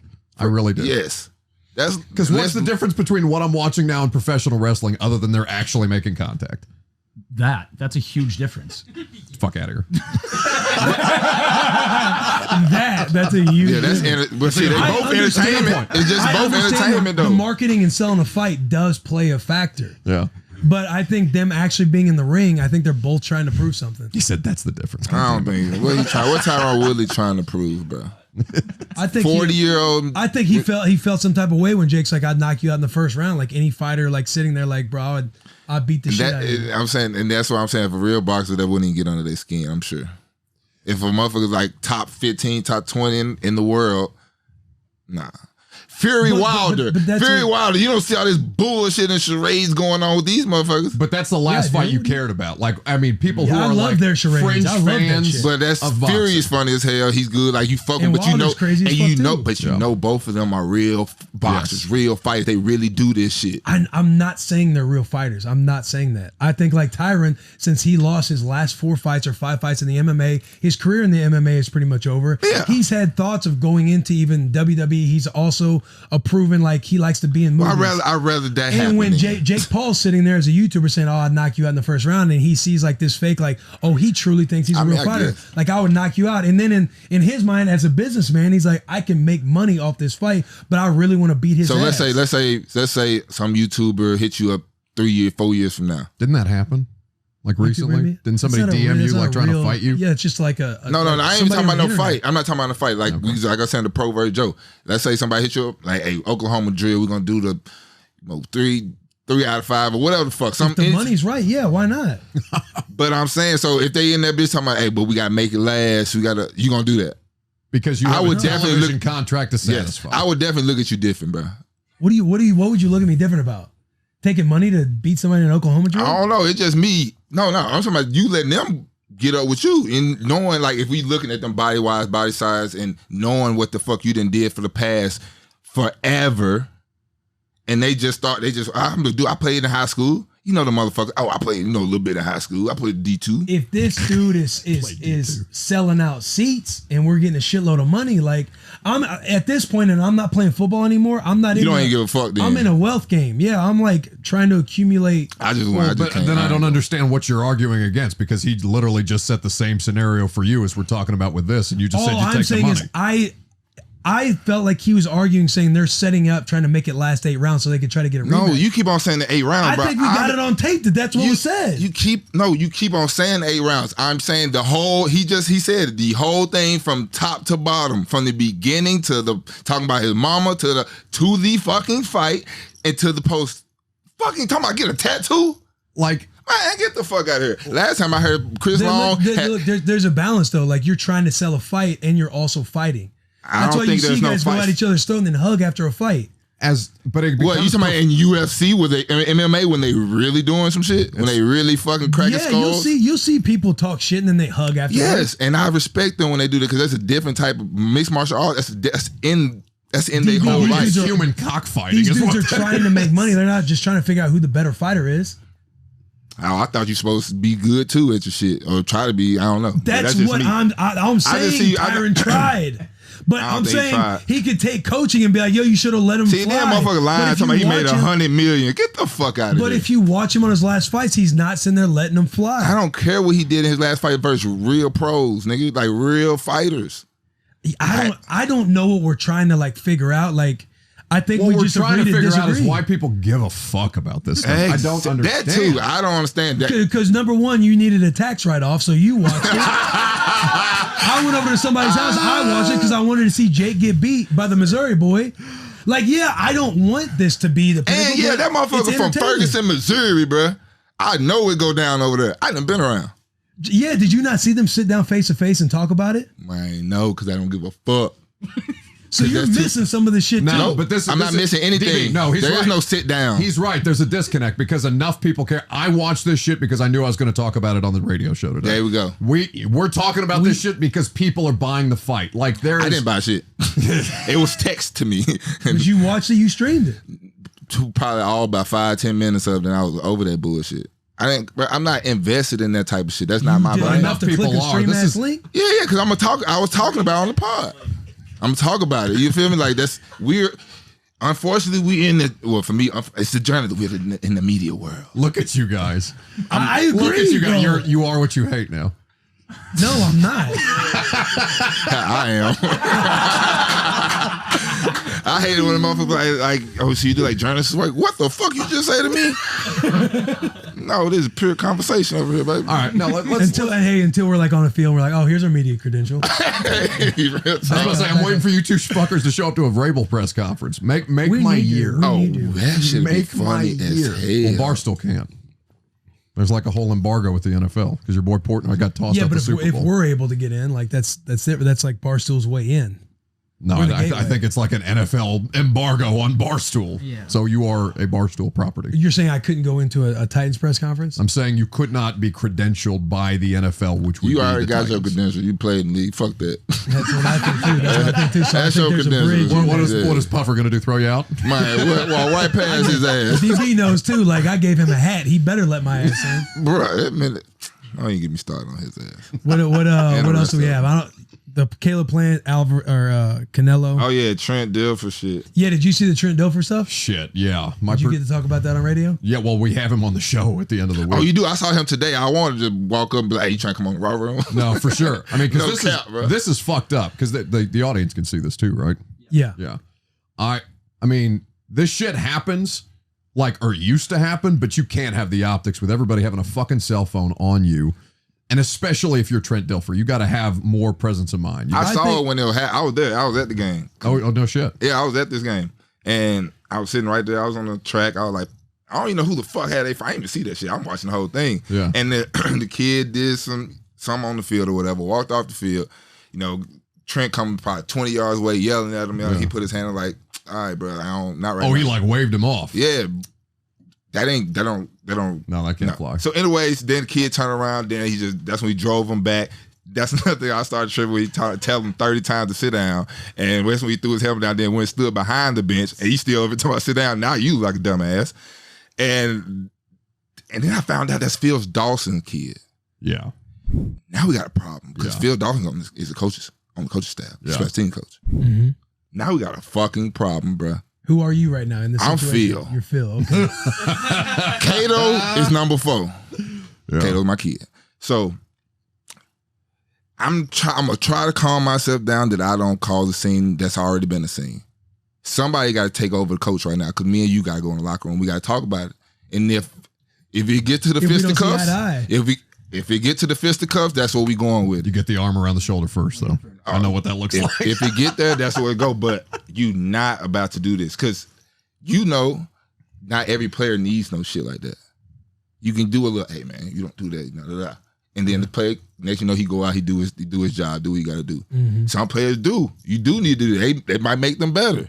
But that's where I feel like that's why I focus with Vrabel sometimes, or not even just Vrabel, but plenty of coaches that learn their players, bro. You learn them, and because you Mike know what played, you can he and can't gets it. do with that too. And plus, I never played for an NFL coach that hasn't been a player, so that's another thing. But that shit. Okay, well, at what point does it go too far? Like for you? Nigga, right there. Okay. Right there. Yeah. But I cannot imagine if Like Kevin he's Castro, driving him back. if Eugene Chisholm, matter of fact, I almost, not really, but I almost had it. You can look that shit up. It's on YouTube. We were playing Mississippi State. I got a personal foul penalty that I didn't even do nothing on. I legitimately didn't. The referee came back the next week and apologized to me. I didn't do anything. They threw a personal foul penalty to me. I'm walking off the field, and he just started, I'm talking about, he had the numbers just going the fuck off on me. And I'm like, hey, bro, relax. I ain't do nothing. He just going. And then he said some shit that just set me off. I turned towards him, but I didn't want to make a scene too, because I turned to him and said, hey, if you don't get the fuck out of my face, I'm going to beat your ass. And Trooper Taylor just grabbed me. Hey, you didn't want to make a scene with that. You know what I'm saying? So, and then it was a national televised game too. So Trooper Taylor just had to just grab me, and I was like, bro, I'm not playing for him. I'm not doing it. Like, listen to me first, motherfucker. I'm your player. If I said that didn't happen, you should just either wait till ass upstairs or run the film back, do something. But you ain't finna do that. And you ain't finna do me like that, bro. I swear to God, my dad'd come down here and beatbox your ass. So fuck out of here. Damn. See right here, I'm telling him, like, bro, relax. Now that's when you get up. Look, all of my shit stank ass. That's when I told him, bro, if you don't get the fuck back, I'm gonna beat your ass. But you were talking about this with Bo Pelini when you guys had Bo on, like Yeah, I when was he gonna would say, just like black that, yeah. out. Like this seems like a coach's thing. I've had like You gonna black out, then I'm gonna black your ass out. Yeah, fuck wrong with you. Nigga, I got a helmet on. I would just headbutt the fuck out you. Like, what are you not thinking, sir? What'd you do? What'd you fuck up? What'd you do wrong? So, whoever the quarterback was, he scrambling. Honestly, what I just saw right there, it wasn't that. Like, it's not like he touched you like that. I don't give a fuck. Will, you're not catching me, bro. I'm trying to listen. That's why I'm asking questions. What did you do? All I did, can't. quarterback scrambling. I ran, hit him. He threw the ball. I'm getting up. The quarterback closed his leg. Dude was dirty. I forgot the dude's name. It wasn't Dak. It was whoever it was before Dak. I think Russell was his last name. But anyway, he closed his legs. So as I get up, like I'm trying to pop up because they were going, and I fell back down, and I fell like right on top of him because it was a face-to-face hit. Yeah. And then the ref right there just threw the flag, and I'm like, bro, you can't be serious. And then come in. Johnny, I remember Jay Black came in and got me. I go out, and that's when that shit happened. And then the next week, the ref comes up to the same ref, the same dude, and apologized On to your me. way back to the sideline, were you shit talking the ref the whole time? No, I didn't say nothing to the ref. I've been in games with you. Yes, I've been in games college. with you. College, though, I wasn't like that in college. You weren't even in the game, and I just see you on the sideline at the time. College, I didn't do that in college. Okay. I was probably I never. I mean, I talked to him like on some cool shit. Yep. But like or funny or something. But I never was like, what the fuck? Because I was. It's like, come on. Can you come back just for sideline stuff, by the way? Because I'm watching Derrick Henry on the top 100. You don't even need to watch Derrick Henry. Any Titans player in the top 100. I'm watching Bates. That's what I'm saying. He's saying he's in every clip I'm of the top telling 100. you, the highlight of the Josh Norman stiff arm wasn't even the Josh Norman stiff arm. It was this motherfucker on the sideline losing his mind. Nah, but I love being on the sideline, especially when like it's a lot of shit people don't catch. Like I feel who Pittsburgh and you got this year. Yeah, and they got to the sideline and who was running back? What running back bro name? Running back Pittsburgh. Oh shit. That motherfucker. He was like lead blocking on something and like kept on mushing the fuck out of Malcolm in his face. Bro, I'm standing right on the sideline. But I just bushed this motherfucker. I ain't got no helping on nothing. Bush his ass back talking shit. The fuck wrong with you, bro? You over here with the shit. It gets live out there. I'm telling you, this shit is incredible. Vrabel would always say in meetings too, like if you ever need a pulse of how the game's going, just find DB and Questenberry, and they'll let you know. And I knew Quiz was gonna be my sideline partner when we played. We missed New Orleans. It was a little chilly out there. It was actually a little cold as fuck. I think it was New Orleans. That's the weirdest game I've ever seen because it literally didn't matter for where you guys were going that season. It was week 16. Yeah, that shit. Yeah, but. It was a good game though, but me and Quiz like, hey, we gotta do some cool. Like we couldn't play, we weren't playing, so we just like come out this bitch short sleeves, cut off sleeves. You know how Quiz goes cut off shorts. Yeah. Hey, I rolled my shit up, you know, on some giant fun. Fucking thighs. I fuck with Quiz, dude. I fuck with Quiz, but that's when I was like, hey, I fuck with this dude. It went along. You guys should have won that game, by the way, because there was a awful fucking cheap shot on Khalif Raymond, and he fumbled the football as you guys were getting to make that drive. Hey, I always doing some cheap shit on Khalif, Baltimore. And Baltimore fans hate me. Man, they hate you too. Baltimore fans hate everybody. Yeah, I know. They hate it's everybody. Too funny. Before we get into the performance polos or Roback, we got to circle back to the Dilfer stuff. Okay. He ended up apologizing. Yeah. It's a statement. That's what I'm saying. I think it's easy to say it too. Like clearly, I'm sure he wishes he had clarity in that moment to not do that. Well, that's as much about where he is as about how bad he feels about that, because I don't know how much you guys know about Lipscomb Academy. I don't know a lot. I'm trying to play just another side of it. So outside of them having the best facilities for like NFL players to work out with, it is crazy in the off season. This is a privately funded, tight ass place. Yes. Okay. It is not just, it's a college, it's a high school, and it's got a grade elementary school in that bitch. Like once they get you in the environment, you don't leave. I'm talking about from motherfuckers 2 years old all the way up to motherfucker 22. That's his own, and they all in the same shit. So somewhere in the bowels of fucking Lipscomb Academy, they had like a PR meeting about this situation and how they were going to handle this. And they said, Trent, if you want to still coach here as a high school football coach, especially given the son of the person that you just went at, you better get your ass out there with a statement right now. I don't care how nice you. I'm waiting to see when I heard his mom wanted to pull him from the team. Oh, or be like, nah, he ain't playing for You're in a totally different world when it comes to high school football right now. For real. Totally different world. Parents are deep involved with this shit. Man, especially with the way that social media works, because everybody sees it. And you have the mob on your side. Because like that's the shit. I don't know how much you guys have felt this now that you're media, but when you say some shit, I can say whatever the fuck I want to. Well, that's what I'm saying. But like we see you out there. When you get out there and you say something and immediately it gets misconstrued by your media. Now maybe you don't give a fuck, but you know that it's going to get swirled into this entire just shitstorm on the internet that's going to come back. I think the best part is knowing that we have like platforms like this because you can kind of help control your messaging. Yeah. No, it makes honestly, it's why what you guys do is so important, because like I'm never going to be able to have those kind of conversations because it's a totally different environment. Do you think they will? I mean, it could happen. They will fire him because, you know what I'm saying, like you're saying, mom already trying to pull him out. Right. Then other parents, like that's the crazy thing. But I was there and I ain't hear no parents like saying shit. Well, there's a million different things going on. Like I'm sure somebody caught it on camera, and that's when it started. No, I'm saying no. And it starts going viral. It literally, bro. Everybody can see it. Okay. It's just high school football. So the stadium, the seats right here, the sideline right there. Yeah. But he's saying that everybody probably wasn't losing their shit until it starts circulating on the internet. Everybody's got a comment. I'm telling you, it Why gets didn't so this happen? much Why more didn't that momentum. happen? I think that's bullshit then, because if you want to be pissed about it, you be pissed about it when you see it. Don't let other people rile you up. For as much money as they're dumping into this program, they couldn't get like a better graphic. This looks terrible. That's offensive to me.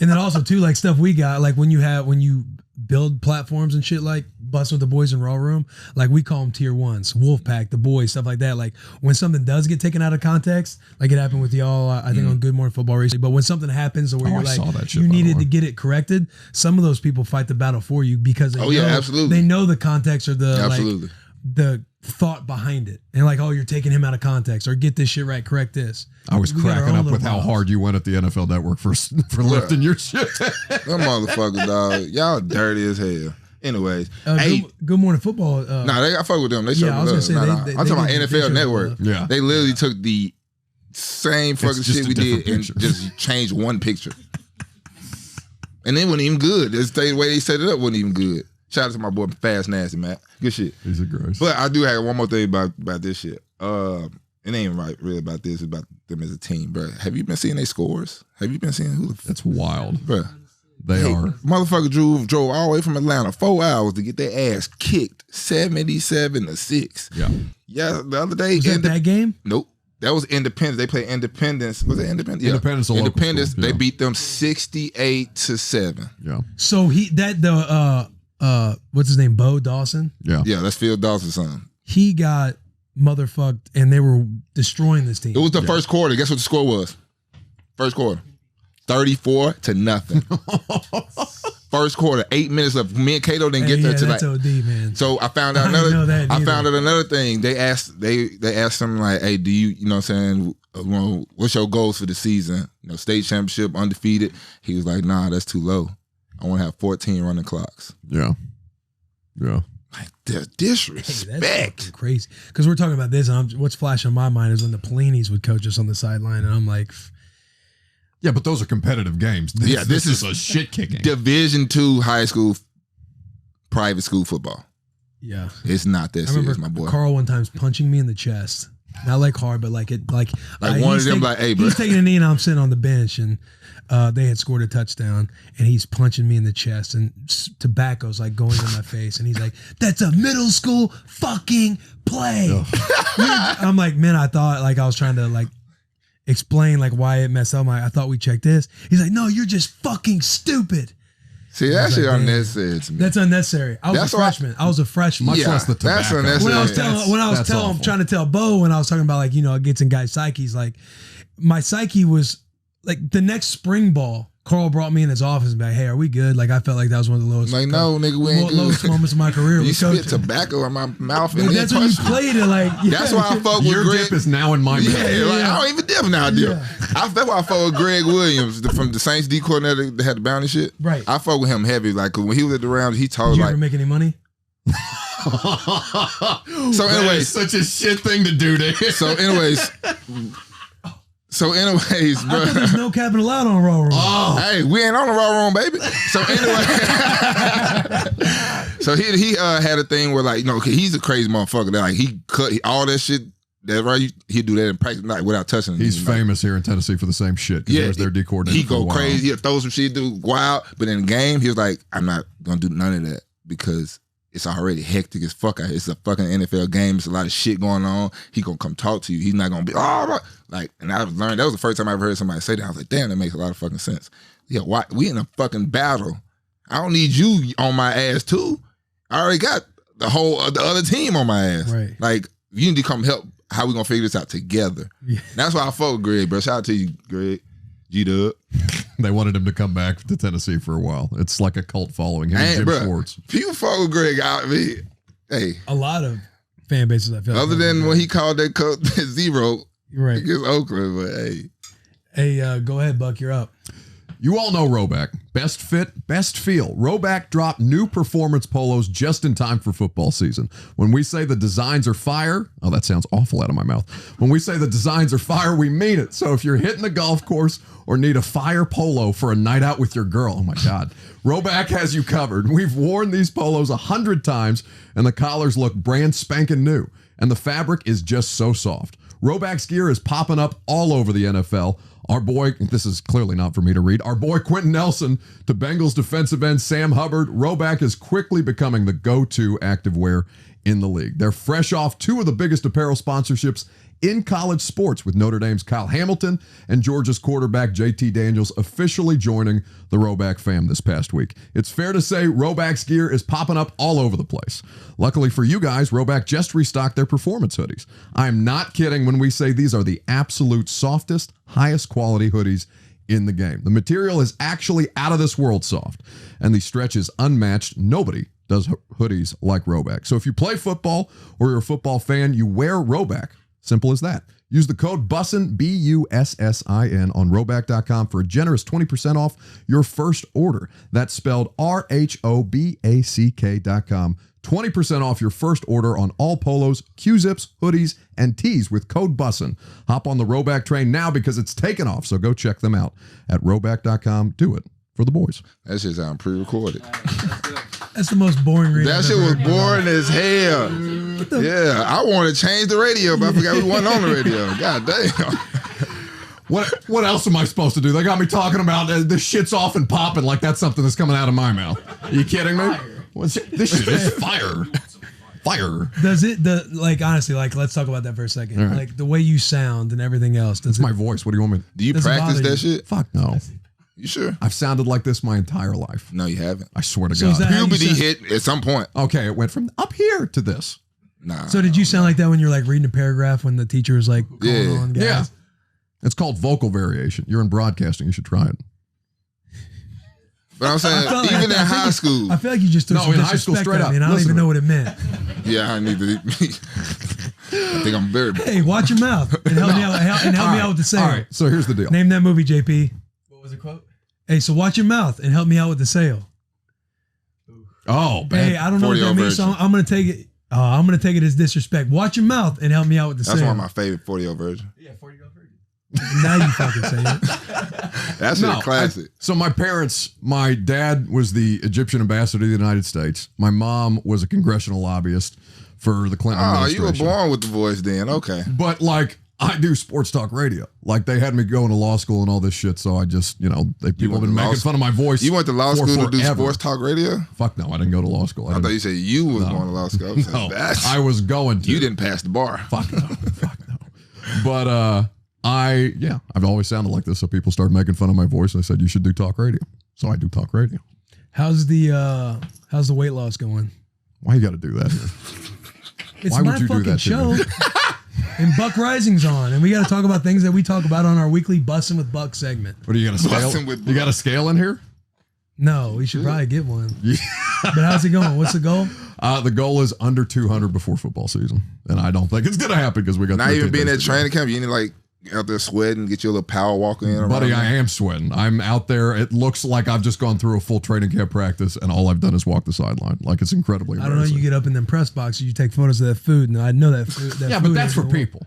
That's the press box food review. You got to. That's for people. Well, yeah, so that means you not. Oh, you eat the food. Okay, that's what we know you're gonna eat the food. Listen, I'm losing weight so I can get fat again during football season because of the fucking press box food. It's ridiculous. You're not setting yourself up for success because then winter follows up. And then what you gonna do? Lose the weight again before the next football season. But what do you do to lose your weight? What you do? Well, right now I have an app that I'm not going to advertise on your show. No free shout outs. No free shout outs, but it tracks all of my diets, all of my meals, all of my steps, how much water I'm drinking. It's like giving me psychological coaching lessons. So then you got to go log that. You got to put all that shit in there? Every fucking day. That's too much. That's all I got. I have to This is what you do. That's what I got to do. You guys have routines as athletes. You drink water That's what I got to day. Don't listen to DB. No. What? You guys are professional athletes. Why this is not how this works. That's how you're supposed to drink 3 to 5. Drink water. You're gonna be Drink water, mind your business. That's basically what he just told me to do. Get the fuck out of here. Drink water, watch your diet. You know what I'm saying? I'm telling you, I'm That's straight what I'm up saying. like That's all that shit. Look at go drink water, take a walk, eat right. There you go. Yeah. No, I was walking out of practice yesterday, and Lawan, Ben Jones, Daniel Munyer, I think is the guy's name. They're all sitting in a cold tub together while I'm walking out of practice. And Taylor starts chirping at me because I'm clearly fatter than I was last year. But he starts going on about this shit, and he goes, "Just hire a chef." Oh, bro. I'm like, that's so funny. You are such an asshole. Hey, he definitely did it on You purpose. have bro. He no, great to tell you. 100%. He's done that routine like 6 different times. It's just in front of a new group of friends. Yeah, it's somebody who's Get some original material. Hold on, wait. we got any more ads? Yeah, we got one more. Oh, whew. Wait, before we get, I'm not doing I just it. want to ask. You don't have to. We gotta talk about this. Somebody brought it up, bro. The disrespect. The 1 year anniversary of the Raw Room. We had our birthday. Birthday party's going swell. My dog showed up on time. Fast Nasty on the grill. You know what I'm saying? We got drinks. We got fucking fans. They got misters out there, bitch. So we cool out there, ho. You guys look like you rented like a cabin for that shit. No, that's just what a stew is. Oh, no kidding. Yeah. It's a good setup. So, you know, I'm DJing my thing. DJ who put it on the ones and twos, and you gotta say on the ones and twos. He come in on time, show love. We do the whole pod, and a couple of days later, I see some shit. You got that tweet he had? Oh, he was prepared for this. No, we were. I mean, I just remember. What did you somebody do? I don't think said it was a tweet. It was a clip. it was a clip, or it was a tweet. One of them. Do you wanna explain yourself? My ignorance got me in trouble. Well, Okay. I need to touch up on what I said. Yeah, because that you know. Did he show up empty-handed? Oh, we ain't gonna be able to find that. Empty-handed even. The first time I came on the bus, I showed up to your event. I mean, even I handed out my own shit. Hey, throwing it out to the people, baby. Yeah, you can't. He What, came. you just set up like a pop-up shop in the middle Nah, of I ain't Bussin' said tailgate. nothing. I just He brought came to some the Bussin' shit. tailgate and just brought Raw Room shirts. That's smart. It's a heady play. And I even tweeted it to get more people. I said, I saw the tweet. Yeah. This man's going full Jake Paul. He's bringing his all his shit to the marketing. I made just trying to get more people out there. You know what did I say? Bates is a draw. I don't know. You just said our shit was. We had dogs and something and some mediocre bullshit. I don't know what the fuck Took is you it. back to with your hot dog and applesauce dates. Yeah. What the fuck? Hot That's dog a- and applesauce. Hot dogs and hamburgers with no cheese or something like that. That's what he said. Cheap hot dogs. We had cheese too. But is that not what it was? My God, look at you. You are in your element. That's what I'm saying. See, it was the vibe. Dear It was God. the vibe. How many screenshots of that ashtray did Vrabel send you? Oh no, we keep the ashtray in the Hey. studio, baby. Hey. That ashtray is on Hey, film. he sent one to me. Oh yeah. He did. He zoomed in on it. Yeah. Oh, we talking about with the Dude, the that little- ashtray. He looked at he saw my tweet. Oh, clicked on the that- picture, zoomed in, took a screenshot, and send it to you. Yeah. That ashtray's got to have a story. Like you didn't just pick that up somewhere. Nah, somebody a roommate made it for us. That's awesome. Yeah, she made it for us. Shit, like when we first got into the new studio, that was a welcome to the new stew present. She showed love. Yeah, Yeah, I mean, look, yeah. I don't know. We ain't gonna be able to what find I feel it, bad but about is not bringing something to the cookout. You should. But as far as my comments on the cookout itself, I stand by them because that's just what it was. And I'm not saying it was bad. You saw me in there. I ate a hot dog. I ate a burger. That's what I'm saying. He was the first motherfucker to eat. The first. Matter of fact, we fixing our shit up All together. it says it took me back to my banter days. Nah, but I didn't heard I mean, I know the bullshit you eat and that you used to eat. The cold hot dogs and applesauce. I didn't even know it was cold. Explain that to me. I'm sure No, that's a it's story other that's been shit. told. Peanut butter you're and supposed to be chili. listening What to else the is podcast. it? I don't have time to listen every time, Will. Sound like a cop out. It's a cop. Well, Why you trying to get your diet right and exercise? You could be listening to the pod. Yeah, eating cold Well, hot we dogs do and a segment every applesauce. Wednesday, and he's supposed to be listening to the episode because it's called Bussin' the Buck. We talk about the episode that gets released. What but time does your apparently- episode drop on Wednesday mornings? 6. What time does my radio show start? I don't know what time. Asshole 10. It's 4 hours. It's 4 hours while you're walking or on the treadmill or sitting in a sauna. How long do you spend in the sauna, by the way? It depends on the day. Most times 15 to 20 minutes. If it's a recovery day, it'll be 30. Okay, because you like harassed me about doing 15 to 20 minutes in the sauna, and because you said you were doing like 45 minutes and you come out looking like some kind of war refugee. Yeah. On the recovery days, I get 30 to 40 minutes in. What is the purpose of that? I You look like miss you're the dying. sauna.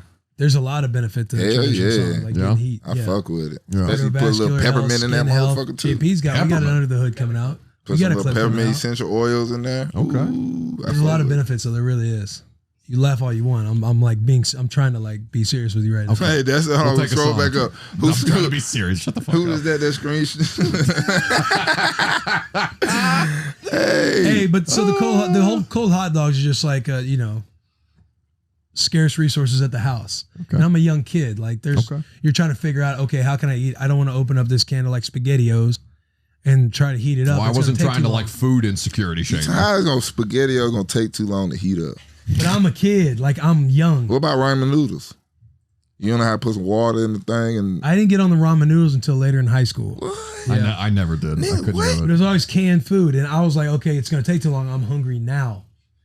So I opened up the you were fridge. so hungry that you said, I'm not heating this hot dog up. That can be in the microwave for 15 Yeah, because a cold seconds. hot dog, if you eat a cold hot dog, ain't nothing wrong with it. There's a bunch of stuff. The wrong only with people that. I know that they wouldn't eat, prisoners wouldn't even eat cold hot dogs. Yeah, there's some prisoners. I think, that in eat fact, cold that's what hot they dogs. feed you when you go to the drunk tank. Not that I know. Sounds like you talking from I would be experience to just me. at home. I back jokes on you. I like this shit. What else? Peanut butter and chili, wasn't it? Yeah, peanut butter sandwich. and chili. That's more mainstream. Like the cold How's hot that dog with applesauce mainstream? kind of fucked up. Oh, so Okay, relax. Fucking. What do you do on your spaghetti? Put sugar. yeah, that's. Whoa, watch it, buddy. You watch your ass back there. That shit is delicious, dog. That shit is fire. I'm telling you. I don't doubt that it's fire, but it's like, what did you shit on? You're like, okay, I'm not doing this. Frosty with Dipping fries. yeah. in never Frosty. listen, in bro. shake. Nobody, none of my partners growing up never did no shit like that. We ate our shit separate like a real American. Okay. So all these motherfuckers talking about, oh, you tripping? No. So you are tripping. No, bro. The This is- majority. no, this is a if two Americas if type situation Yeah, if that we we've ran run a poll into. here, I think you would lose, bro.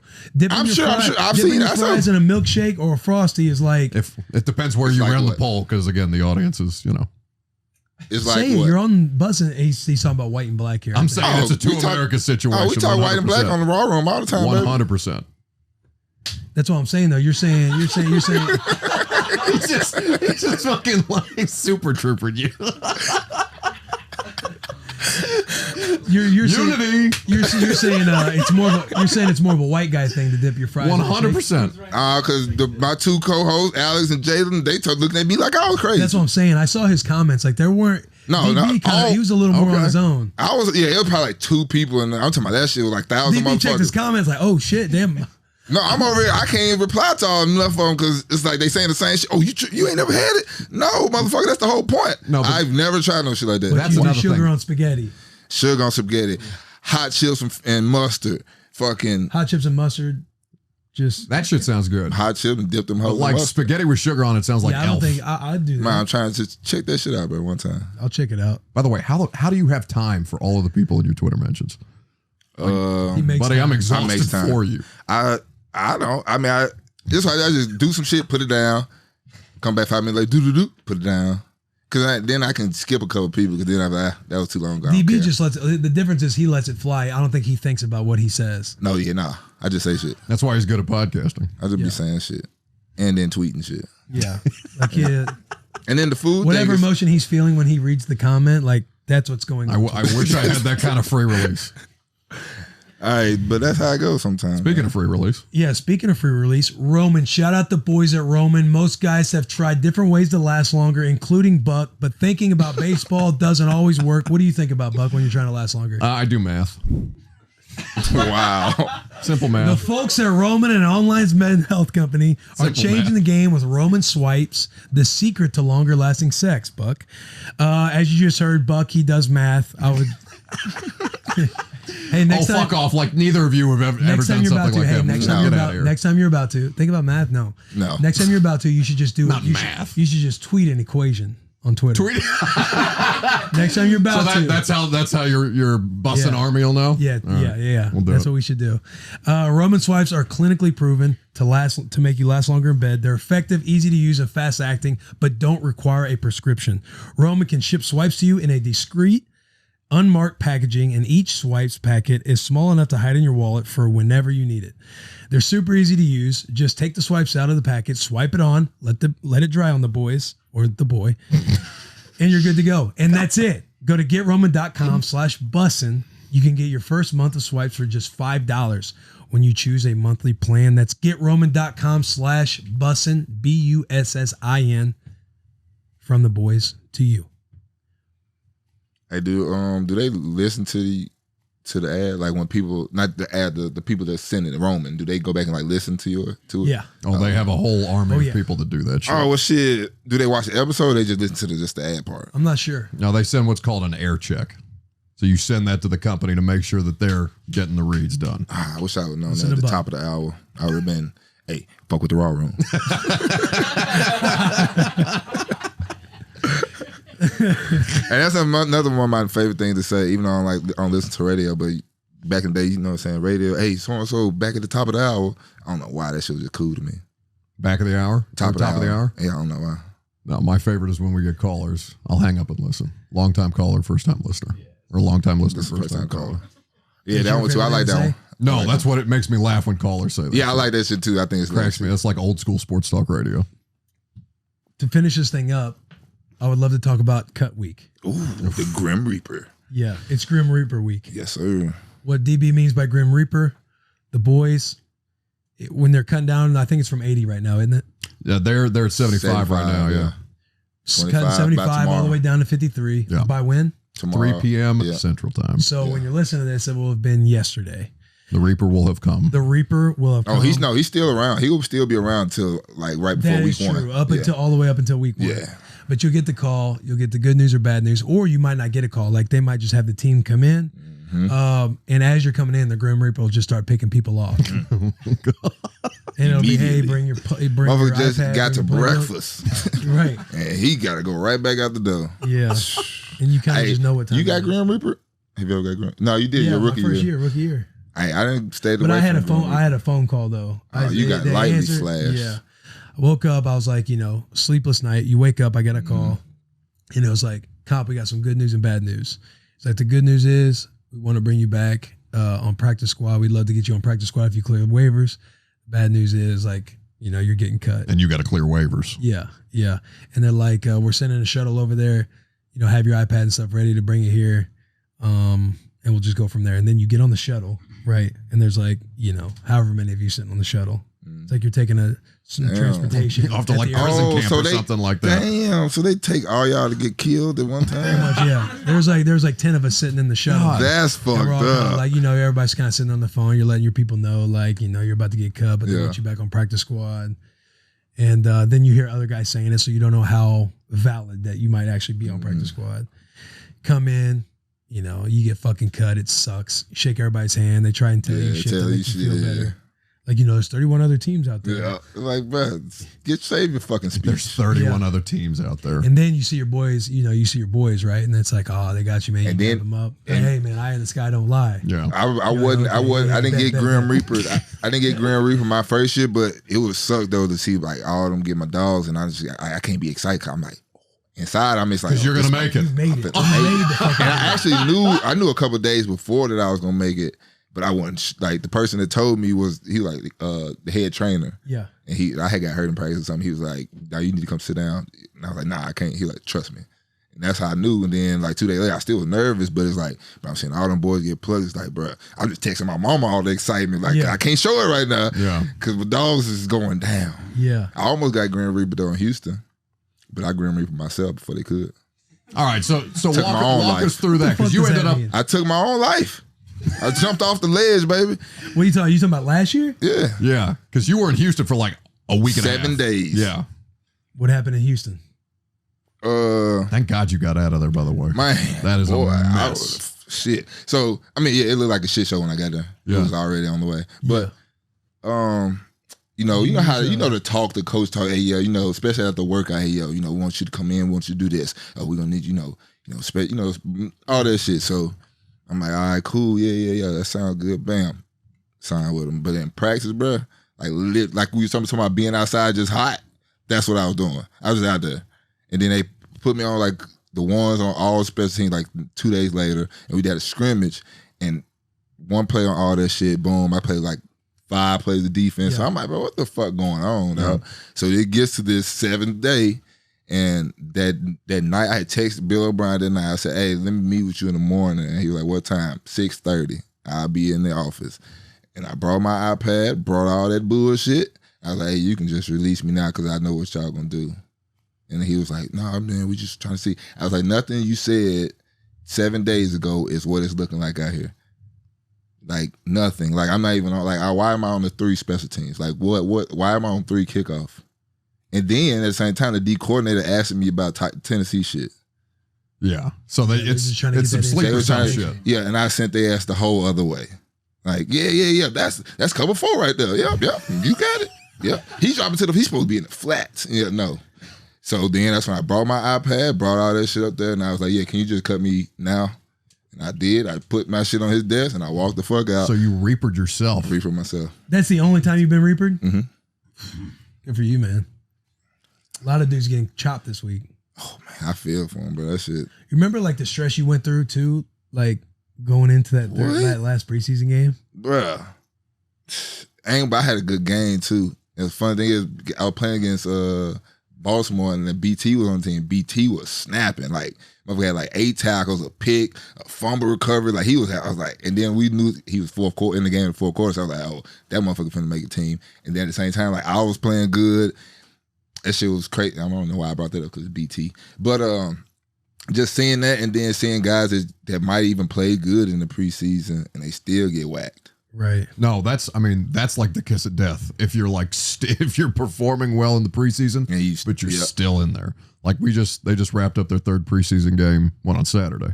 And like dudes who you thought for sure just watching practice and seeing how they're being handled, how the coaches are using them. That's the one that how they're working with the young guys. Like I'm watching John Simon. I don't know if you guys know who that is. Oh, gee. He's a linebacker, just got cut. Oh, yeah. I'm watching him out. We literally just got done talking to him, and yesterday morning woke up on the cut list in our email, and I'm just looking at that like that makes not a damn bit of sense. What was going on in the game? Like I didn't ever see him in the game. You thought he was making the squad? I thought he was making. By how much he was playing on the. By how much he had played. By how like when Bud Dupree, who they just signed, wasn't out there. John Simon was starting on the other side of Harold, and then all of a sudden he's out on the street. So I don't know like what that looks like from your guys' perspective, but I'm looking at it because we can only watch practice. We're not in the building. So I'm watching that. I'm like, how the fuck does that make any sense? Especially for a team that needs all of those dudes. I see what you're saying. It could be a special team saying, was he playing teams? No. See, that's the thing. Everybody else other than Bud and Harold playing special teams. Roby going to play some type of sometime. He'll play special teams. And whoever the fuck, Wyatt, whoever the fuck else. And I don't know if he's making it. No, we just saying the other guys that's in there. But I'm saying if you see John Simon here and there's only a little bit of drop off, but that dude plays teams, like that could that's going to be, because dude's going in 9 years in the league. He's not playing special teams. Right. Yeah. So, yeah, that shit hits different, though. Getting cut. Do you guys, are you guys still trying to get back in? I know nobody here is retired, but like. Our boys got a workout on Wednesday. We can't talk. We can't talk names. Saying no names, but Oh, congrats! Got to work out. So that's awesome. So one of our own might be shipped off. We love to see it. Might be packing his bags. Well, or he is packing his bags, but he might not be coming back. I just be on a one way. That's the craziest part. I got to return it. You always got to pack like you're not coming back, so you don't. You might have a whole suitcase and then like it doesn't work out. But like people listen to this have no fucking concept of what that looks like for you guys. Oh no! They think this shit just you just get on and do this and like that's what I'm saying. This shit deeper than that, bro. $1 million and that shit just way bigger than that. It's a whole bunch of like if you already thinking about if you saying you can do this, but there's 100 other linebackers that's trying to do the same shit. Yeah, just so happened like we've been in the game for a long time. You know what I'm saying? We got a resume, and there's some young guys that are gonna be going through the same thing, trying to get on. It might not work out for them just because they don't have their film, they haven't had the reps, they haven't did all the shit. The coaches got to spend less time on you guys than they do the young dudes. Absolutely. Yeah. See, like when we came in, it was just get your conditioning and then go play. Right. You know what I'm saying? Like we were talking about earlier, like our resume is pretty much already sitting there. Yeah. Like they know, like now's the time. Like it'll be interesting the next week or so. But even going into the season, like. You're on emergency list or short list just because of like, okay, he can plug and play. if this young guy doesn't work out the way we want him to, or our roster's not sitting where we want it to, we know we can count on this dude coming in to play teams, to be a backup, to be an emergency starter. How did it feel? How did it feel to double dip? It felt good. I know it looked good too. Because at first, when I first got cut, I was bummed. Yeah.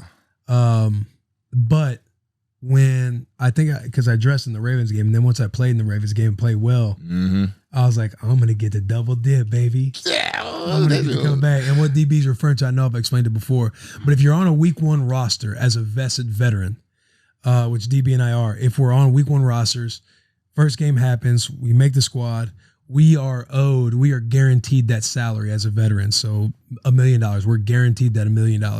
If we're to get cut, like I was cut last year in whatever week I got cut, week 11, maybe, I don't know, week 8, 9. I got the rest of that salary, and then I was on practice squad for a couple weeks, and then they signed me back again. I got reactivated, and I get a new salary going from prorated from week 13 on, or whenever it was. So that's what he means by double dipping. I want to get one before I get out of here. Still didn't bring anything to the raw room anniversary. I didn't care about him not bringing anything, really, because I felt most bad about that. I didn't even care about that. You showed up. I thought at the end of the day we were just making some fun content and entertaining the world. No, you hurt my feeling. The world. This is some prestige worldwide shit they got going on. Thank God a joke hit. Jesus. I was worried. Who the Titans got week 1? Arizona. Cardinals. How come? Yeah. Yeah. Oh. Butler revenge. Street rat. I didn't even think about that. I got to call that, bro. I'm telling you. That's going to be live. That dude was unbelievable. That dude was unbelievable. Yeah, he was. I wonder who he going to... Got to be... I don't know. Street rat. Street rat. Yeah. He's trying to lock somebody up. That'll be good. I didn't think about That's that. what I'm saying. Yeah. That shit gonna be a good one. Yeah. Because the other side, they got a bunch of dudes trying to defend DeAndre Hopkins. I don't know what the fuck that's gonna look like. And then they got Tyron Matthew back there, so you know this might be aggressive as fuck. Nah, he's in Kansas City. You're talking about he's in Kansas City. I'm tripping. I'm talking about something. Buda Baker, yeah. I always, anytime I see fucking Arizona and the 30-something, I always think of Tyron Matthew on it. That's just a staple over there. Well, I appreciate you guys coming on. Yeah. I got one question. Did you get a same day text? Did he text you today? I texted him yesterday. Nah, yesterday. So I'm the one disrespected here. You're not disrespected. I thought there was a good opportunity. The respect, you got to come on. Hey, one question though. Do you think Derrick Henry will run for 2,000 again? Man, Yeah. nobody's gotten to 1,500. I know, that's what it, so every running back ever after that always like lost 1 yard and they and it's an extra game. I think what's going to be interesting is seeing obviously like all these records that are going to get broken because there's an 18. Like they get to like rewrite the history books. Yeah. Dude, I'm telling you. All the players in the league this year. The biggest crime, well, not the biggest crime of COVID, but one of the worst parts of COVID was that more people didn't get to see him live last season.